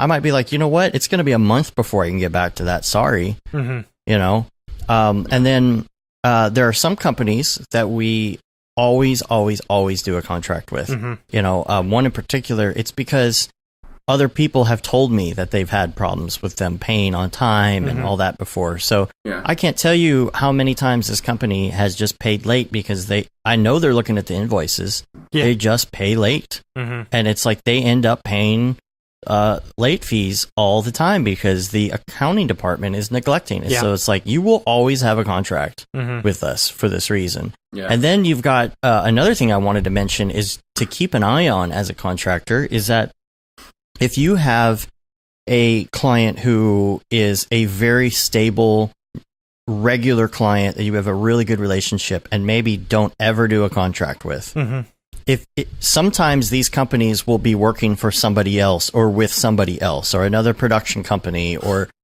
sometimes there's a long chain of contractors going on. Pay attention to who you're working for, because you may work for a company, case in point, one of our clients recently, who they have been the one to pay you for years. But all of a sudden, they're assuming that they're working on this new project with you. And the person that they put you in contact with on this project, they're assuming those people are going to pay you directly. But they never told you that. And so in our book, it's like, well, you've always paid us directly. It's always been a pass-through thing. They pay you, you pay us. So make sure that if you feel like that's kind of coming on, that if they bring on a new client, that whether or not they're assuming that you're going to be working directly with them or directly with their client or with them. Because what will happen is you'll do the project and then they'll be like, oh, well, you're billing those guys for this. And you're like, whoa, wait a minute. We were working for you. We talked to you through most of this project. Why are we billing them? Because I would ask them for 50% down and I would ask them to sign a contract. I don't know who they are. Yeah. Most of the time it's okay because these people have a good rapport, with your client. But it's like, you don't know. Maybe this is the first time they worked with your client, and maybe they're not going to pay on time. We demand. Well, we ask for 50% up front, a signed contract, and payment on delivery for a new client. And it's like, if I would have known that with some recent stuff. Now, luckily, they paid on time. I set the invoice date I gave them 7 days to pay as, on delivery, so to speak, like a buffer. And they paid, but it's like, that could have gone wrong really quick, where all of a sudden I'm having to deal with tracking this person down. They're in another state. I don't know anything about them. I don't have a signed contract, and I might be SOL, and then that kind of sucks, because then your long-term client who brought you the gig, you're like, hey, these people aren't paying me. And then they feel bad about it, and then it's weird. And so if you feel that's coming on, that's something to just double check. So I'm working for you on this, right? Okay, good. Yeah. Anywho. Yeah, I completely agree. Totally. So let's move on to some links.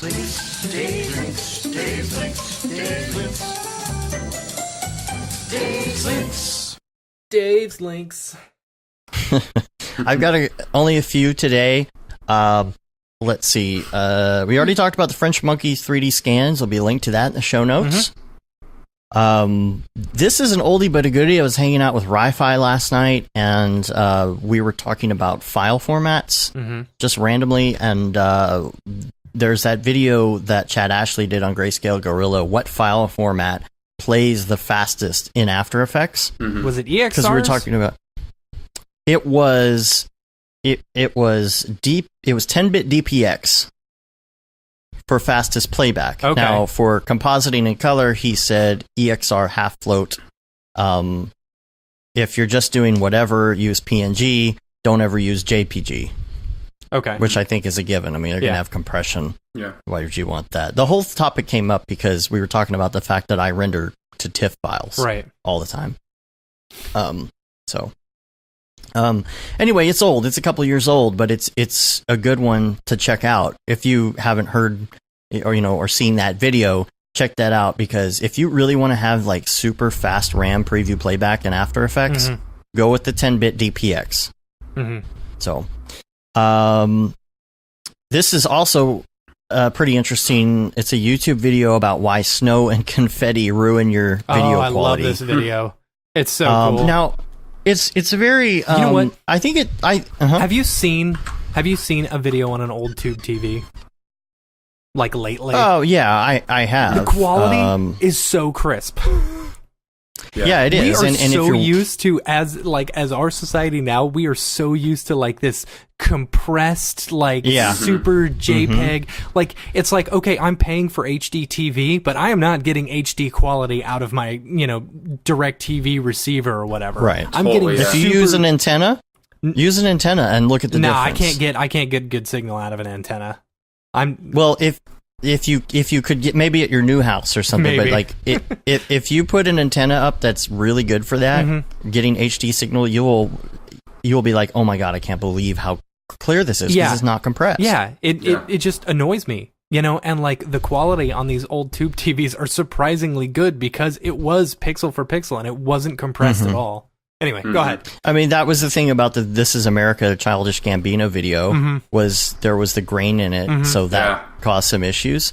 And then, this talks about the snow and confetti, which is obvious. It's just because there's so much going on that it's hard for it to, figure one frame to the next, what's what. But it goes a lot into bit rate and compression and things like that. My big beef is with HBO because those Westworld titles are so amazing, but you have like the worst banding in the world, and it's like, what is going on? Like it's such a beautiful intro, and they don't do a good job compressing on HBO. Yeah, it's HBO's really bad. compression is surprisingly bad. Like you would expect them to have a higher quality standard for that stuff. And why is that? Is it because they have to cater to certain platforms and like that has to be the lowest common denominator? I mean, it's like with us streaming, I have to hit certain numbers in order for YouTube quality to be good, but then it's like too much for Periscope, so Periscope freaks out, and there's like all this stuff you have to do. Are they doing that for a certain reason? Dan Marino says, doesn't look like anything to me. Ding. He needs a ding. That's an issue. It's like you're ruining your beautiful program here. Most of the people are going to watch it on their high def TVs and with this ugly banding on it. It's like, but I think what too, is the reason? like Matt's saying, it's like we're just so like we have Stockholm syndrome with that stuff. Like we don't even realize what the outdoors looks like. Like we're just like no one has even brought. I've never heard anyone bring up that point, but it's just like we're just used to it now. Yeah, do they not notice? We're the YouTube generation. We're so just used gonna to crappy quality. Dude, if you go back and look at some of the original memes, like the original meme videos, the quality is awful, but we remember it's super crisp, Yeah. Like the Numa Numa guy, go back and look at Numa Numa. That was 240p. It was awful. Yeah, you do think of it different. You think back even on photos, like your flip phone cameras, you think, oh, remember that photo? And then you go dig it up somewhere from like 10 years ago. And, out of an old hard drive or something, and you're like, wow, that looks really bad. Yeah. So. Same thing with like video games, because I grew up playing a lot of video games, and then you like go back and play an old game, and in your head it was like photorealistic and the coolest thing, and then it's just like pixel crap. You're like, oh man, at the time Final Fantasy VII does not look that good now. Yeah, Tomb Raider with Tomb Raider. With the cube, the perfect, cube chest. Yeah, the perfect pyramids, like. Yeah. At the time, it was like, "Well, this is the best quality ever," But I just don't understand why there's got to be tons of people that work at HBO and work on these shows at HBO, and then they go home and they're like, "Hey, family, check out this show that I worked on. I spent hours and hours and hours as the colorist on this, just making it perfect." And then you watch it on your TV at home, and you're like, "Oh my God, this looks awful." Do you not go back to your superiors and say, "Hey guys, you're doing a bad job compressing this"? What's the mentality there? Is it known? Is it a known thing? Or is it, they're just like, this is what we have to do right now? Or do they just not care? I'm sure you're right. I'm sure they care. It must be some like technological aspect that we're not thinking of. Like you're saying, like they have to cater to, people on different platforms and stuff, or just, because there's no way that, people within that are working on the show are happy with it either. It's like, okay, so I don't know exactly how it works, but let's say like Westworld, it's on the HBO Go app. Well, that's got to cater to all the Samsung TVs. It's got to cater to the Roku, the Apple TV, probably the Chromecast, maybe the Amazon Fire. I don't know whatever platform they have it on, but Is it they have to do lowest common denominator? Are they all being served from the exact same server? Is it maybe a control issue? You know, maybe the ones that look good are because they give the file to, you know, different server services that host them, or do they want control over the file? So they say, no, you have to link to our file. If anybody listening knows anybody involved in that, I would like to know why it's bad, and is it ever going to get better? Is it a bandwidth thing? Yeah. Are they catering to different people's bandwidth? I would like to see it get better. Yeah. Because, you know, that's an issue too, is bandwidth, especially with the new rules. Yeah. Or did those ever actually get voted down again? Or I don't know what's going on with that. But, you know, then you've got the bandwidth rules about, you know, priority packets, and, you know, are they trying to keep the file size down because it's costing them too much money to host the files? All of a sudden they're just going to go back to 240p. We can only hope. Save some money. Yeah. Other links, 2 more links. This is an oldie but a goodie as well. This is a Jane Bordeaux video. I don't know how to pronounce this. But it was something I was looking for a while back because I was like... I love this video. Yeah. We have talked about this video before. Yeah. This is I lost it. I couldn't remember the name of it. Favorite videos of all time. It's so good. Yeah. It's gorgeous. And it's a great video for inspiration on like texturing and stuff. And so I was looking for it one day to get some ideas, and I was like, man, I need to go back and look at that because I know I liked a lot of things about it, but I don't remember what it was. And somebody just happened to post it in Slack the other day, so thank you. Because I was searching, I was like rotating octane render thingy. It's like, what do I type in to find that on the internet? Yeah. You know, I forgot about this. This is one of my favorite videos of all time. I remember when it came out a couple years ago, and we talked about it on the show. And I remember that EJ posted a link to it, so I was even looking back through EJ's Twitter, and I couldn't find it. And I was like, why can I not find this video? What is the video? Oh, Sage wants the fancy transition into the video so that we can talk about it. Go. And you got to start it from the beginning, too. Oh, well, we won't sit and watch it on the show, but I will let it roll while we're talking about other things, because, you know, the live stream, it's all about the audio version of the show, as I say. So there's another app, and I'll just let this play while it's going. There's another app that this is not out yet. This is something that Alex Lindsay was experimenting with on Tech TV or not Tech TV, Twit.tv. I was going to say. Tech TV's back? Yeah. Twit.tv, he did a 3D scan. He had a 3D scan going of Leo Laporte's head, and it was in Cinema 4D, and he said he did it in like 5 minutes. And so I was like, what is this? And he said, I use this app, and it takes the iPhone X's face camera that does the facial recognition and does facial reconstructions and spits them out so you can bring them into programs like Cinema 4D. And I was like super interested, and I'm like, I am getting that app. He said it's free, but then it's not actually free. You have to sign up and get on a waiting list. So I'm waiting because they give you that special developer access or whatever. So I'm kind of waiting right now to get that. But the point is, I'll have a link so you can register for the beta, because it's one of those things where they don't immediately send you a link. If you want to get in there and try it out, you have to like say who you are and why you would like to try it, and you got to wait and see if they actually give you access. I'm assuming it will be out eventually, but I've been waiting for something to where you can do scans with the iPhone scanner camera. Yeah, I think someone had done in. something for like Maya, right? You know, I think someone had made that exact same thing, but for Maya. But it's also one of those things where like some people are doing it, but they're like deep in the code, close to the metal, and it's not something you want to deal with unless you want to get on SourceForge and try and like compile code yourself and all that other kind of stuff. So yeah, there'll be a link to that in the show notes. That's it for the links, but we should do some Beeple's People now. Woo! Beeple's People, where'd you get that Grebo? Beeple's People, what's up with that guy? Get out your Beeple viewer of choice And we are going to go to May 26th, Year of Our Lord 2018. Oh, seriously? Beeple? Come on, Mike. He didn't put May 26th on his website. That's why you got to go on Twitter, dog. He's listening right now like, dang it. Dang it. Crap. Let's see. Twitter.com/people. Okay. Mm-hmm. May 26th. I didn't have to ask again. Year of Our Lord 2018. Right, there you go. All right. Yeah. Ooh, pretty. Ooh, nice. All right. So this is called Translation Lost.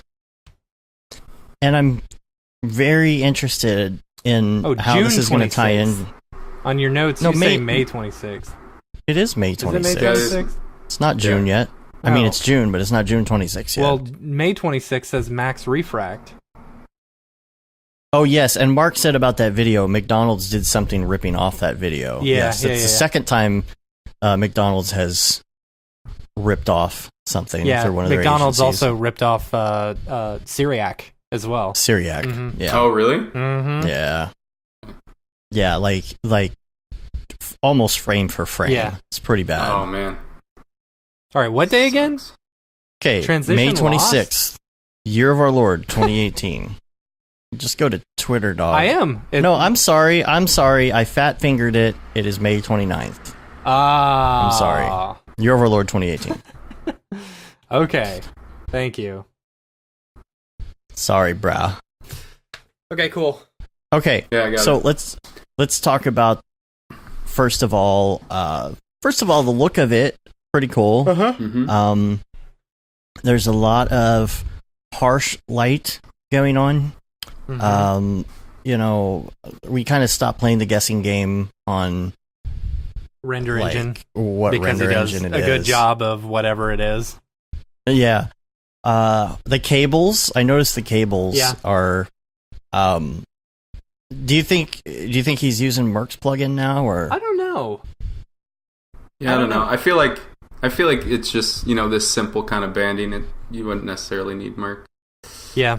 the lines are the cables are familiar. Mm-hmm. Yes. You know, but not too familiar. But not too familiar.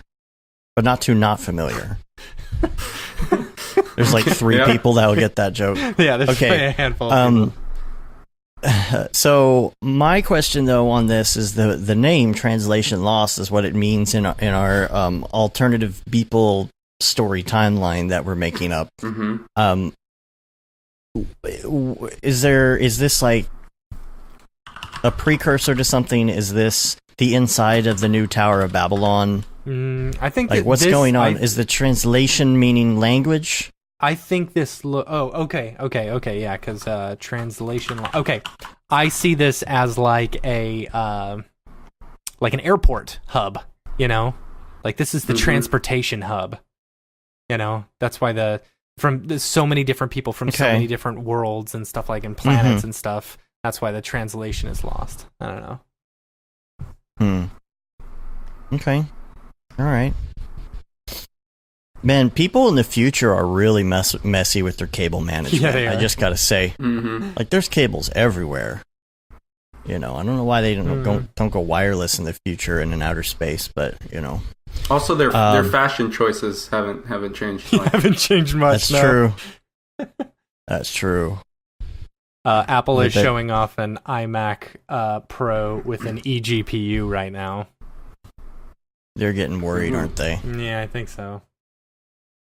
So stupid. Why do they have an eGPU? Is it a specialized eGPU, or is it just like I don't know. They were eGPU? showing off the speed of DaVinci Resolve with it, and it's like, yeah, we know that. We have PCs. Don't we you know have how nice to have everything an looks. NVIDIA? Do you have to have an NVIDIA card to do DaVinci Resolve? I think you do. No, I don't. I don't know. Maybe. I thought you did. Maybe you do. I thought that was a requirement. That's funny. I guess, why would they be showing that off? And I don't know. Yeah, I don't know. Just bring out the suspected spam. Freaking nice. Suspected spam phone call. I get those all day, every day. Same.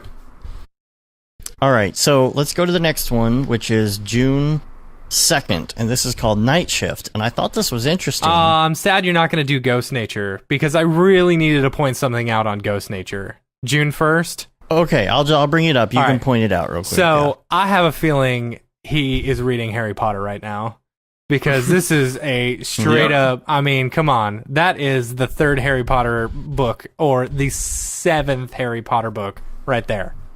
You know, am I wrong? Okay. Am I wrong? No. I wouldn't know. Sorry. I'll sign off on that. All right. Sorry. Grant says, I don't think you need NVIDIA for Resolve, but they had them set up with AMD's at NAB. Maybe it's changed, but I saw when I installed DaVinci Lite a long time ago, like it had to be on a computer with an NVIDIA card, but I might be wrong. Is this person in the hood? Not literally in the hood, but he's in a hood. Right.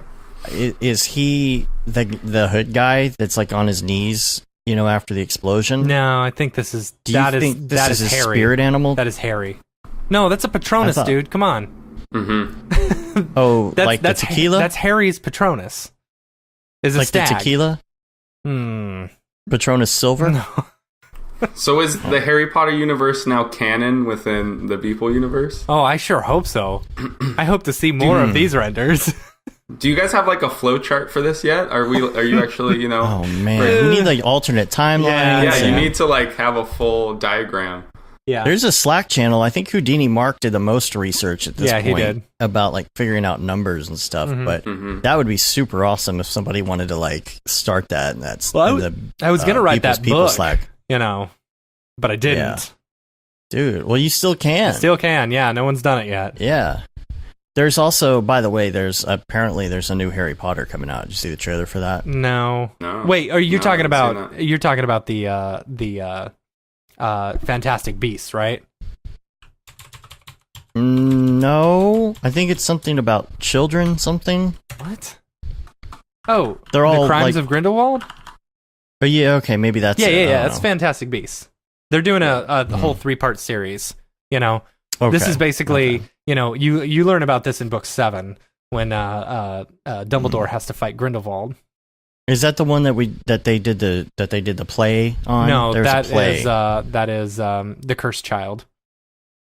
Oh no, it was the Cursed Child. Are they doing a movie? I saw a trailer for Cursed Child, and they're like all super old at this point, and yeah. So, the only thing is, I was like looking at it, and I was like, is this just clips from other movies that they were in, and they're making like a fake trailer, or is this real? Yeah, it's got to be fan made.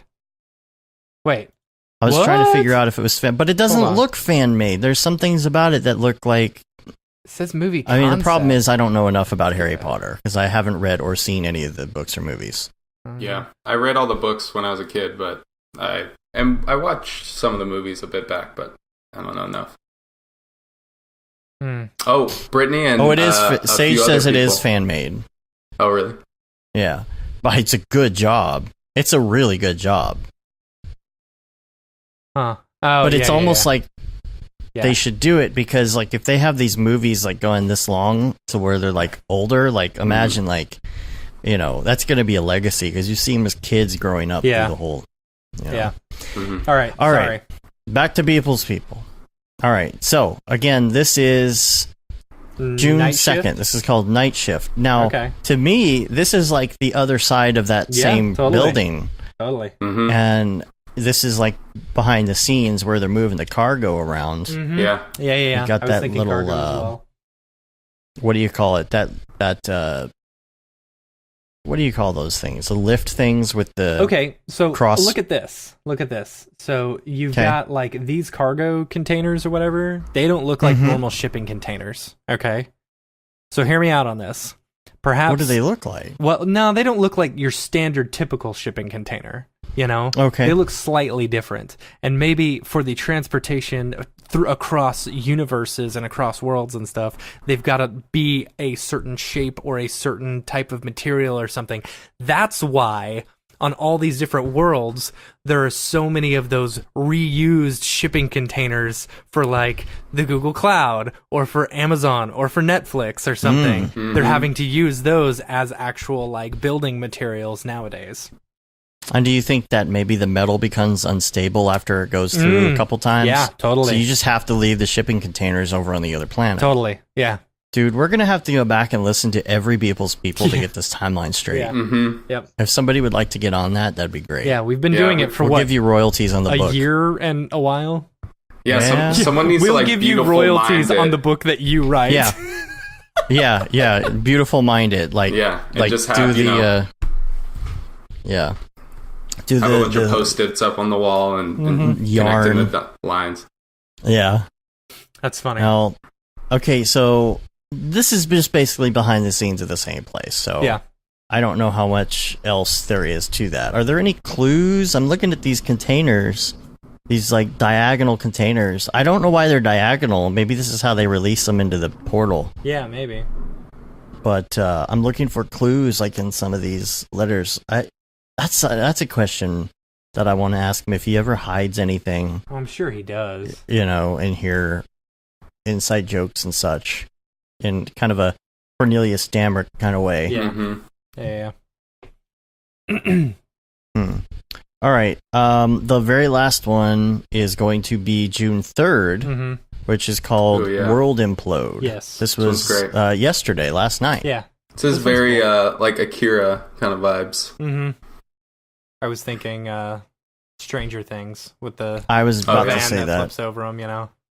Mm-hmm. But yeah, I can see the Akira stuff in it. The lights are on, which means maybe there's people in there, which that sucks. What is it? Is it going in? Are they coming together? Are they moving apart? Is this forming a transformer? Well, it's an implosion, right? So it's going to come together and then explode back out. Yeah, of course. I mean, world that's implode. But it's world implode. What does that mean? But why are the cars like? What does that have to do with? That's where the world is starting to implode. You know, it's got to grab it grabs the metallic stuff first. You know, so that it can build up this iron core, so it can do all the gravity in order to make it implode, right? So it's a magnetic issue. Magnetic, yes, definitely magnetic. Yes, okay, I see. That's why the guy in the ground isn't freaking out. Right. The Beeple's people. The Beeple's person. Right. Yeah. I like the volumetrics in the headlights. Yeah. Yeah. That's very interesting. Pretty. And I don't. It doesn't. Do you think that was done in post? The volumetrics? With the headlights, I don't it's think really so. hard to tell. I don't think so. He always puts the scratches and stuff on there, and it's so hard to tell what's what. Kind of covers it up.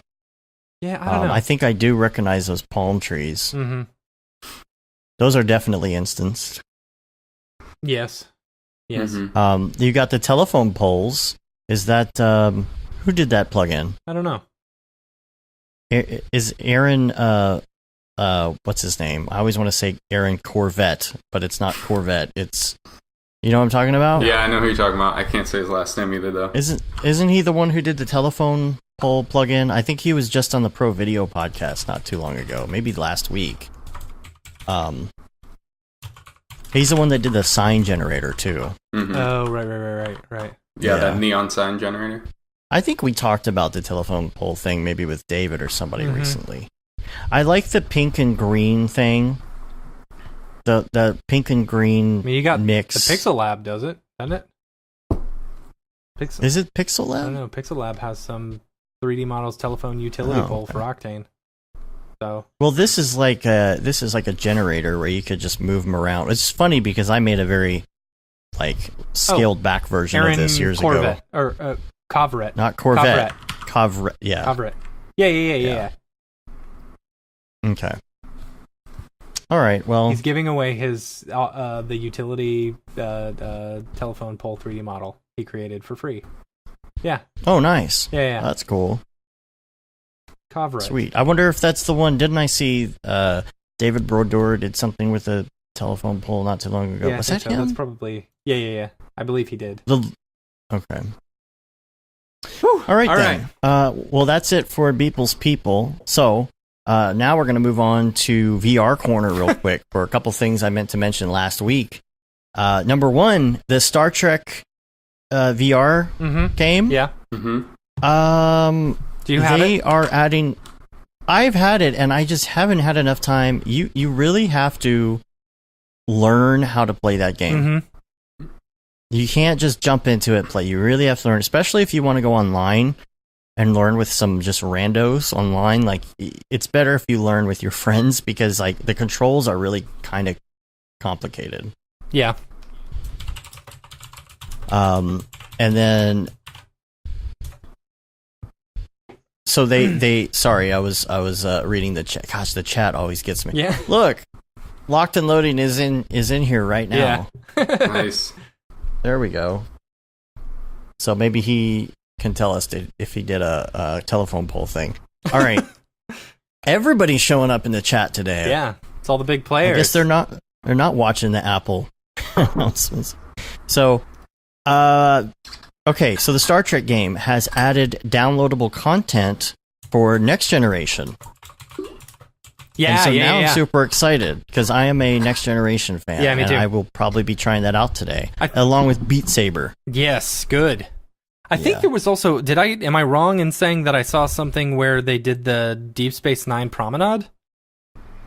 I don't know. I didn't see it. Maybe they did. I think I might have saw that on Reddit, but I could be wrong. I follow It wasn't Star David Trek Brodeur. GIFs on Reddit, and they have stuff like that all the time. Mm-hmm. It wasn't That's a good David subreddit. Brodeur with the telephone pole. Nope. Somebody did a loopable telephone pole thing, and I can't remember who that was. Man, David Brodeur, you need to come back on the show. Yeah. Maybe next week if you're free. Hit us up. We don't have anyone for next week. We had to reschedule because we were gonna have Nate Rodriguez Vera Yeah, on the show next week because he was going to be on Redshift Thursday, but there's a whole schedule thing, so we're just moving all of it. So we're going to do a deal where he's on the podcast, and then we'll do the live stream like that following Thursday. So just watch for that, and we're lining some other people up, but we do not have someone for next week. So hit us up, David. All right. Also, in VR Corner, there's seniors This is so great. try VR for the first time. It's on the HTC Vive. They've never tried a headset or anything at all, ever. And it's their reactions. It's pretty cool, because I think a lot of them are playing that Job Simulator. game, Yeah. Job Simulator, Yeah, have you played that? I haven't, no. I haven't. I don't know why I never ended up buying that one. But It's a pretty great one, especially for people who have like not tried VR before, and to like get them like introduced to it. It's pretty hilarious to watch people jump into it. I might try it out. They're the same people who made the Rick and Morty Yeah, VR which I've been game, meaning and to it's- try that too. What headset is do you so have, fun. Dave? Oculus. The Rift. Oh, Yeah, we both have Rift, and it's a really fun game. I hear that the Job Simulator and Rick and Morty are kind of the same thing. You do these little funny things. So, how I've seen a lot of this lately, where like they'll actually have a camera be able to track, what's going on. Do you know how they do that? Does anyone know how they do that?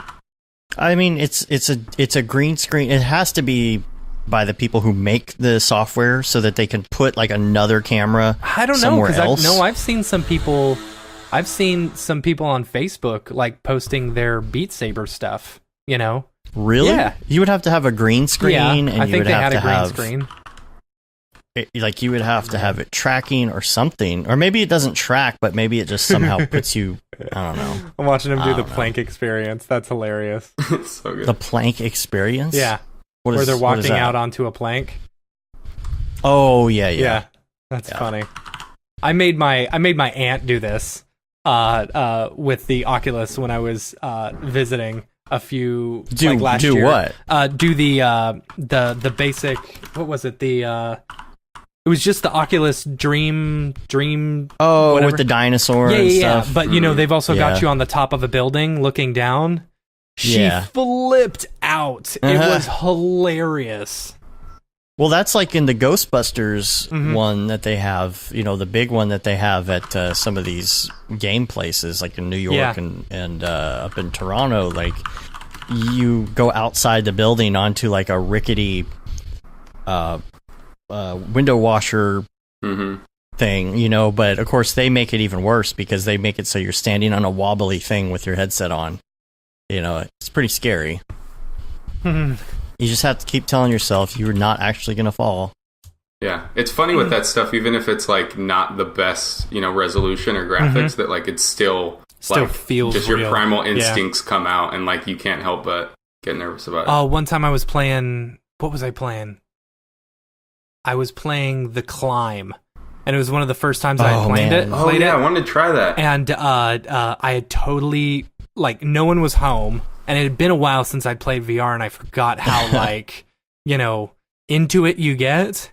And I fell off, and I like literally screamed as loud as I could. Well, there's like a medium, like a moderate chance of getting sick in that game, just the way that you're moving around. And man, I was getting good at that for a while, but you actually get scared sometimes just hanging by one arm, you know. Yeah. I played the Resident Evil VR one, and that game did motion really well because it was you're only like moving in the direction your head is looking, so it makes it to where like you don't get any motion sickness. I'm sure some people still get a little bit, but it like circumvents all of that because like you're just only ever moving where you're looking, so you don't get that sense of like I'm looking this way and moving that way, and then that's what kind of messes with your like equilibrium. But that game was great because it was super frightening. Like it was very like visceral hand combat, like you picking up an axe and like fighting off the zombies and stuff, and it was pretty fun. It was honestly like very frightening. I'm sure. Rick Bogus asked if you've seen evil mode in that plank thing. I didn't. No. And then also he said he saw a demo of mixed reality recording at VRLA that didn't require green screen. He's going to put a link cool. in the VR section of the Slack. So, let's see. Zach, do you play a lot of board games? Else? Yes. Do you see all my board games? I do. Out there? Yeah. Have you played? Yeah, me and my friends. Have you played Two Rooms and a Boom? No. Okay, it's a card game. It's kind of like Werewolf or Mafia or something like that. Yeah. Is it like, because Werewolf was similar to like Secret Hitler, right? I'm not 100% sure. I've just been heard it described that way. I've never actually played Werewolf. Okay. I have played Mafia. Rick says press 666 on the elevator. Oh, okay. Okay. All right. I'll have to try that. Yeah, Two Rooms and a Boom. Yeah. My buddy made that. He was on our show. He was on our show. Time, yeah. Oh, really? Long time ago. That's awesome. I gotta check it out. Yeah, it's Tuesday Night Games. So they've also got a good podcast, Tuesday Night Podcast as well. You should check that out. Nice. Yeah, I'll check that out. All right, let's move on to Brograph Recommends. And I know you've actually prepped for this, so yeah, that's prepared good. for this. Nice. All right, you still gotta like run me through them though. What's the first one? Movies. The first one is favorite movie. Yeah. I don't really have like one favorite movie. It's probably like any Stanley Kubrick or like Christopher Nolan movie. It's pretty solid in my regard. Like art specific movie, Exit Through the Gift Shop, the like Banksy that movie. That was really good. It's so awesome. Yeah. It's so great the way that it like kind of like, you know, gets beneath your expectations and kind of like gets beyond to where you question if the entire, I don't give too much away, but you question what the entire thing really is. Which is amazing. I think the first time I watched that, I was like, because of course you don't, knowing that it's Banksy, you know he's gonna like do something, but like it came out of left field, like I really didn't expect it. So that's probably like one of my favorite like art specific it was good movies. Which one's your favorite Kubrick movie? Ooh, I don't know. Maybe Shining, obviously 2001. Yeah. I don't know, man. Like even Eyes Wide Shut, I feel like a lot of people don't like that movie. I feel like it got some hate when it like was, you know, first came out, but just his whole visual aesthetic, because he's so, you know, OCD and over the top with things. It's just like his visual aesthetic is so on point that it's just like even movies that like I'm not as much of a fan of the plot of are just like so amazing just to like watch visually. Cool. Did they ever do an uncensored version of that movie? I don't think so. They had to digitally censor some stuff because it was going to get an NC-17 rating if they didn't. I thought it had an NC-17 rating. I don't know. I thought it was just R. Might have Well, been. they went in and like when certain things were shown that was like too much, they had to like digitally put in like shadows of people passing the camera in front of them at the parties and stuff. So you see a lot of that, and it's because they're, you know, covering up boobies or something. I don't know. Yeah. Or butts. So, favorite music. Yeah, I'm pretty eclectic when it comes to music. I enjoy like almost everything. Besides, like, I don't listen to country much or like screamo metal or anything. But besides that, I listen to a lot of different stuff. You're missing out on some good screamo. I know, my buddy's a metalhead. Or that subgenre of country music screamo. Oh, is that what? No. What? I'm just joking. That has to be a thing. There's no way that's not a thing. Yeah, you're gonna have to find that now. Yeah, but for like working, I listen to a lot of like lo-fi hip hop. Is like a good cool because there's no vocals and chill hop. Kind of just or chill hop. There's a ton of like playlists and stuff for it. I do have to shout out for like alternative hip hop. Brockhampton. I don't know if you guys have heard of them before. I've heard of him. The name sounds familiar. It's like a collective. It's kind of like a mix between like Odd Future, which is like Tyler the Creator's kind of group, with like Outkast. Like it's like this it's like super across the board. Like they came out with like 3 albums pretty much in a row, and every song is solid, and each song kind of goes in a different direction. And like I feel like people would really appreciate them too, because they're I forget how many members, like a little bit over 10, I think. But like they're not all, like involved in the music. Like they have art directors and like the people who like shoot the videos, and they kind of like are this big kind of collective like outside of music too. And all their music videos are really on point, so it's a good rabbit hole to go down for that stuff. It's just, I appreciate like how much artistic thought they put into everything outside of music too. And everyone within the group is solid. I feel like with a lot of like groups like that, it's funny because they joke how they're like the best boy band ever, because they're literally just a boy band. But I feel like with a lot of like groups like that, like even with like Odd Future and stuff, like there ends up being a few people where you're like, why are you even in the group? Like I never hear of you, or they have like one verse, and it's like, okay, everyone in Brockhampton is solid. Like everyone brings something else different to the table. I don't know what type of instance came together where all these glorious minds like all kind of came together at one instance, but I feel like it's one of the groups where everyone's adding something, and so cool. That's one thing to shout out. What's the next one? Shows? TV show, yeah. I don't watch a ton of TV. It's usually like a lot of podcasts or like video games or like YouTube and stuff. But I have a group of friends that get together every Sunday to watch like Westworld, but that's like more just to, get together with the friends rather than the actual show. So normally if I have like downtime and I'm like hanging out and like watching something, it's like, I don't know, like it's either like video games or, has anyone watched Steven Universe? I have seen a few episodes. I couldn't really get into it. But I hear like the Steven Universe, like it's pretty great. Yeah, it's pretty great. What is that? It's on it's Cartoon Network. On Cartoon Network, yeah. It's like kind of in the same realm as like Adventure Time or something. But the honestly especially for a quote unquote like kid show, the plot development and like character development in that show is like amazing. All the writers are really good. So I think that's pretty much it. I don't watch a ton of like TV. We have like Netflix and stuff. Yeah. Yeah. All right. Podcast. Ooh, yeah. I am a podcastaholic. I literally listen to podcasts all day. So I got a pretty long list. I won't like shout out all of them, but Reply All is great. Obviously, there's a ton of like Motion Design One. Animalators is awesome. Still Untitled, the Adam Savage Project is really good. The like kind of tested website. They do a podcast and kind of shout out things on there. Comedy Bang Bang, I listen to a lot. Yeah. Song Exploder is really good if you like to hear like kind of behind the scenes process of like different music and songs is really awesome. They'll bring people on and have them kind of like explode out their songs and explain like how it came about and stuff. TED Radio Hour I listen to a lot. Yeah, that's a good one. Beautiful Anonymous with like Chris Gethard. He has people just anonymously call in, and he talks to them for like an hour and a half, and it literally go any direction. So it's pretty. And how some of those shows kind of play out, people will call in and have stories that you'll never expect. So that's pretty awesome. Obviously, Radiolab. Listen to How I Built This a lot. 99% Invisible. Invisibilia. I think they just started a new season a bit ago. Hidden Brain. Broken Record's pretty good. And then for like kind of daily stuff, I listen to The Daily a lot.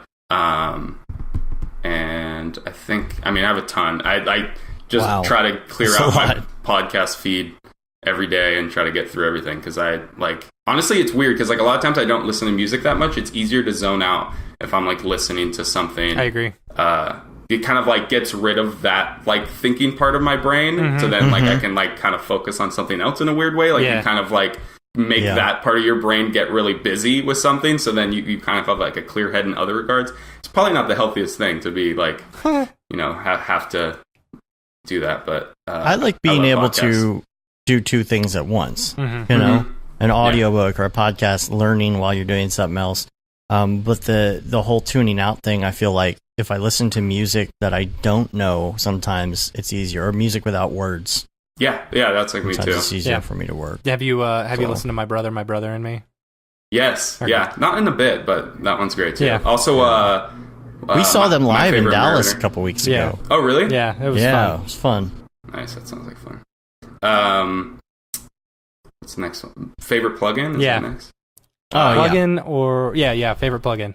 Yeah. So recently, I'd say Neat Video, the denoiser, is pretty awesome. Real Smart Motion Blur. I've been using that for like in the special instances where I'm like doing some type of animated mesh or something and I can't actually get motion blur in engine. It's pretty awesome. It works really well. Vector motion blur, not the standard. Nah, just stock. Just throw it right on there, right? No. That's our ongoing joke. Yeah. But yeah. Best plugin ever, but it's more like a plugin for your computer, is Listery. Has anyone used this? Listery. I want to say it makes lists or something. No, it's like a file explorer for Windows, and it is incredible. It does a bunch of functions, but one of the main functions that I use it for is just like you can set up, I think you can set up any key command, but if I double tap Control, if I'm like looking for a file or whatever, I can just type in exactly what I want. It'll show like a drop down list of whatever. You can scroll, hit enter, and then it'll open that folder. So in like Cinema, if I'm adding textures and stuff, it saves so much time because like you don't have to dive down in and be like, oh, I'm looking for this specific thing. If you know what it's called, then you just type it in and then it'll populate your whatever current window you have open. It'll basically jump you to that folder, and then you can pick whatever you want. And it has a bunch of other. It's just way better than the standard file explorer in Windows. And it'll save you so much time. It's just like amazing to be able to, I never have to like go through folders or anything. Like, it's just, does it like, what do you call it? Does it index pretty well? Yeah. Because that's the thing about using the regular file explorer. I'll type something in Windows and it's just like, what is it doing? Yeah, like it never comes up. No, the great thing about it too is it'll populate this little drop down, and it's almost on the money every time. But then also it'll have like recents, so it'll be like if you recently open this texture or whatever else, it'll be at the top of the list almost every time. It's like Spotlight then. Yeah. Like for like Windows basically. Yeah, because I'm gonna have to check this out. Yeah, it's pretty great, and it has a bunch of other features too. It's just like a way better extension for Windows rather than File Explorer, because File Explorer is pretty useless. Oh man, I need to put this in the notes for sure, and I'm going to put it in Make on Windows the Slack. Suck Less. Yeah, Make Windows. So we have the Make Windows Suck Less in the Slack, and I'm putting that on there. Ooh, you can even search, like do a Google search straight from there. Yeah. It's like it's so awesome. Oh man, you can search like websites too. That's rad. Yeah. That's like I almost forgot to shout it out because it's just like such a like ubiquitous plugin that I use in general. But you sold me on it. Yeah, it's great. Listery. All right, got it. Yeah. Listery. There we go. All right, the next one is headphones. I don't use headphone much because I just work from home. So I have like this set of like Bose speakers that I like, and I use those a lot. Otherwise, like, I don't know, Apple headphones. I don't really. Well, now you're going to be working in an office. You got to get some Bose Select Comfort so if 35. anyone has, I know. I love the Bose speakers. So I mean, who knows? There you go. So. There's your answer, right? Yeah. And the new ones have the extra button on them, so you can do Siri. Gross. Oh, really? Yeah. Siri sucks. Yeah. She's the worst personal assistant ever. I would fire her if she was my real personal assistant. Anyway. And website or Chrome extension? Chrome extension. I use Password Manager, like LastPass. So that Chrome extension is great because it just like fills in, any website you're on. I will shout out Smile Always. So like on Amazon Prime, you can go to like a Smile so a portion of whatever you buy goes to some type of donation. It's difficult because you have to go to that website every time. So I like fully encourage everyone to download Smile Always, because then every single time you buy anything from Amazon, you don't have to remember. It's automatically giving them like $1 or $2 or whatever to a donation. Because it's like you buy stuff on Amazon all the time, and it's hard to remember to always go on Smile Always. And it's just like, give them some of your money, like whatever donation you want to, support. Use that Chrome extension. It's great. Yeah. And then life hack. I don't have a life hack, but we can sub out for favorite book, right? All right. Yes, that's correct. These are currently my 2 favorite books, if you can see those. They're these 99U books, which is like the company, kind of the education company behind Behance. And what are the titles? This one is Maximize Your Potential, and the other one's Manage Your Day to Day. Okay. And they're great. Yeah, they I think got a it's bunch of similar other ones too, don't they? Yeah, they have one that's like kind of more business stuff. Make Your Mark, the Creative's Guide to Building a Business with Impact. Okay.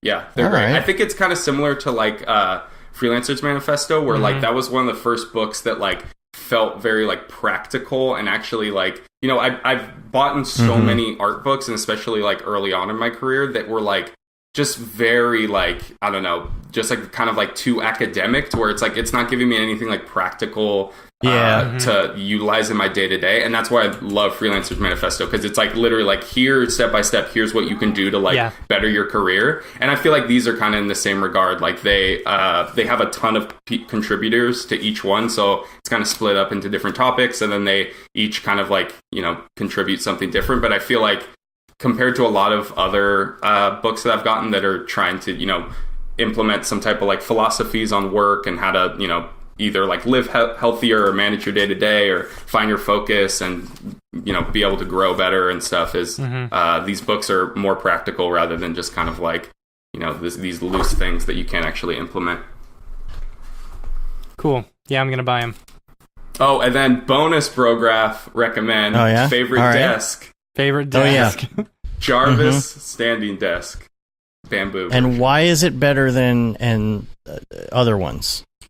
I've used a couple different standing desks, and like the Jarvis is great because one, you can just customize it. So like when you order it, you get all these different options. So like the one I have has like this little concave in the front, so I can like slide in closer, so I'm not like hurting my back as much and like leaning over. And then it's programmable, so you can just set like different, programmable steps. And I think like with standing desks, like and being able to switch is great, because like, my posture will start getting back, my back will hurt, and it's nice to be able to, every hour stand up for a few minutes, or, like be able to take a break. And sometimes it's like your energy kind of changes when you're standing up and sitting down, and like in certain instances, it's like nice to stand up for a bit and like take a break. And this one's just great. I just really like, it's this bamboo top, which is really nice. You can get a few different sizes, and just having like an adjustable desk is just really cool. My girlfriend has one as well, because her desk is right over here in our home studio. Oh, nice.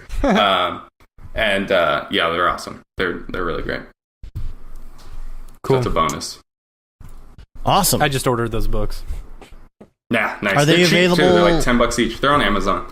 Yeah, Are I they bought all 3 of them available? for 27. So Can you get them like digital too? yeah, you can. I think they're like $5 probably. digital. Yeah. Cool. Cool. All right. Well, I think we've reached the end. Yes. Yeah. Yeah. That's awesome. We are next week. We might have David Brodeur on. I don't know. Sounded like that might happen. We'll see. If not, it'll just be good old white bread Dave and Matt. Yeah, white bread. Yeah. So rate us on iTunes. Leave a review. Let us know what you think about the show. Also subscribe and your podcatcher of choice. It helps get our ratings up, and so do the reviews. Please help us with that, and tell your friends about the show as well. Spread the word. Help advertise a little bit for us. Get some more listeners in here. It'll be fun. Don't forget to email us, brograph@brograph.com. I really love getting emails about like topic ideas or what you think of the show or whatever it is. I know you're mostly probably all driving in your car right now or something. David Brodeur says that he is down for next week. Sweet. So we're going to chat after the show and work that out. Because we both felt like Matt and I were like, man, we didn't get to talk enough last time. Like, there's so much more we could have talked about. And we talked to him for a while beforehand, and it's I don't know. That always ruins it. Yeah, you can't talk about the topics before you're on the show. The second time is not as good. Yep. Yeah, totally. Yeah. Felipe Goldsack says downloading Listery and ordering those books right now. Thanks, Zack and Brograph. Yep. Nice. Subscribe to our newsletter. Don't forget to check out our live stream on Thursday this week with Liam, 5:31.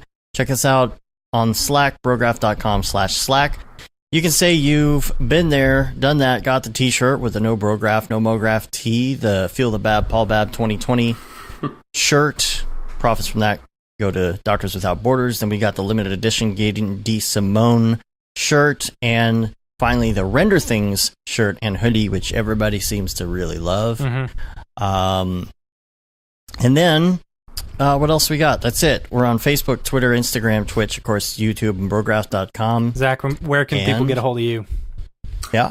My website, ZacharyCorzine.com. Twitter at ZacharyCorzine. I'm not on Twitter that much. I should be on it more. No, you don't mostly, and mostly Instagram at Zach Darren. That's where I post like most of my work and stuff. I think that's it. Yeah, hit me up through my website, like email and everything, or send me a message on Instagram. I love to talk with everyone, and if you have any questions or anything, and that's it. Awesome. And they can find your Cinema 4D presentation from NAB there as well, right? Yeah. On my website and on Cineversity, there's 2 presentations, one on personal work, one on professional stuff. Check those out as well. Man, great looking stuff. What is the Simpsons thing that you have here? The Mr. Plow. Oh, yeah, that was great. So at the advertising agency I was at for a bit, we actually were working with YouTube. We actually got to work with the creators of The Simpsons and like with their production studio, which I forget who does the like Hansel animation like abroad.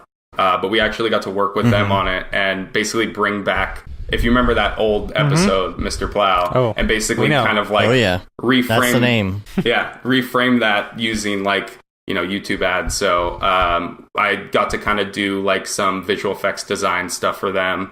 And then got to actually like use some of the footage, and we like reselled some of it and like up-resed it, because obviously that episode is really old, right? And how do you up-res something like that? They just have to redraw it. I think it's the same thing with The Last Airbender. I don't know if anyone watches that. It's a great show too. They recently came out with like a remastered, and it's like they just fully, I don't think it's as much like an algorithm as it is that they literally just go back through and have to like kind of repaint things and stuff. Wow. But yeah, that was super fun because it's like actually getting to work with the team behind The Simpsons was really cool. Yeah, I can imagine. Cool.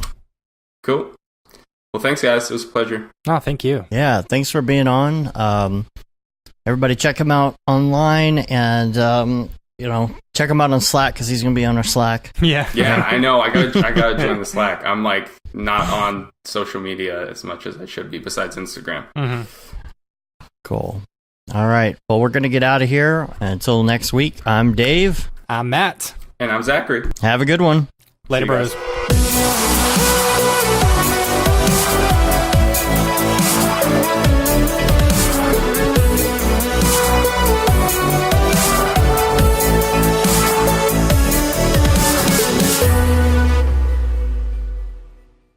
pretty good, I guess. Hey, you all made it here for the clap. Good job. That's what she said? Now, let's bring not someone Vegas. with a bit more energy up onto the stage. Right. Somebody who's going to give you lots of cheesy jokes. Right. Inside Apple jokes. We are all rich and out of touch. Look, but the emojis animate. That's what the poor people do, right? That spend all their money on iPhones instead of food. Yeah. Okay.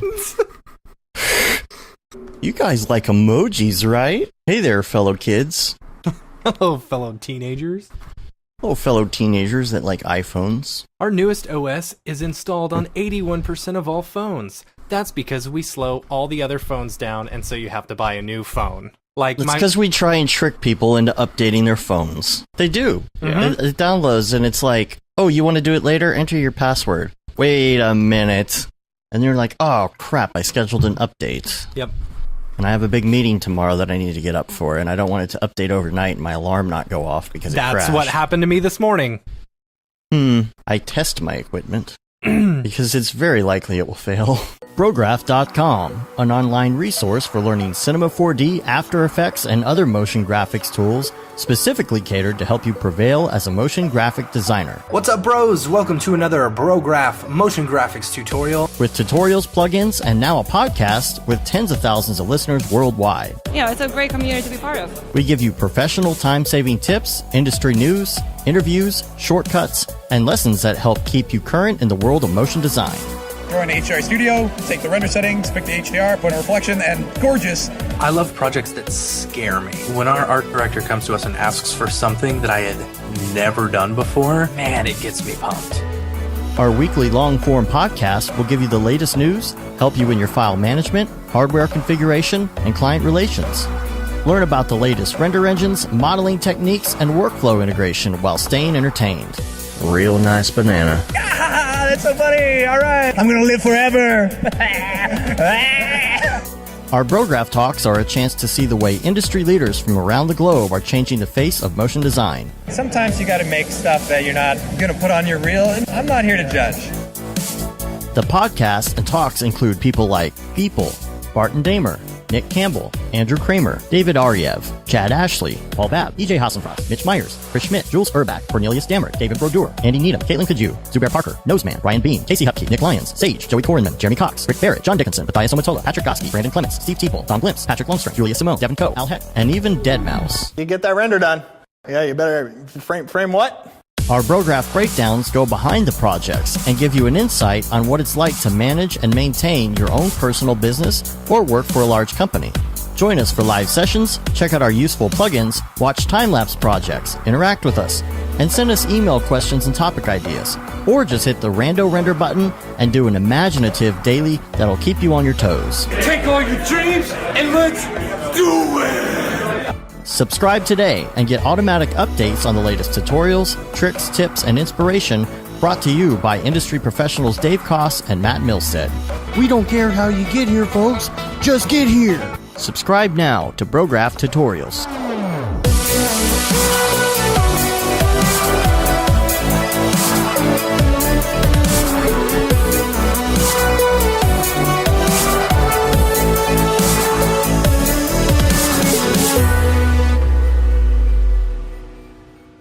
It's pretty good, I guess.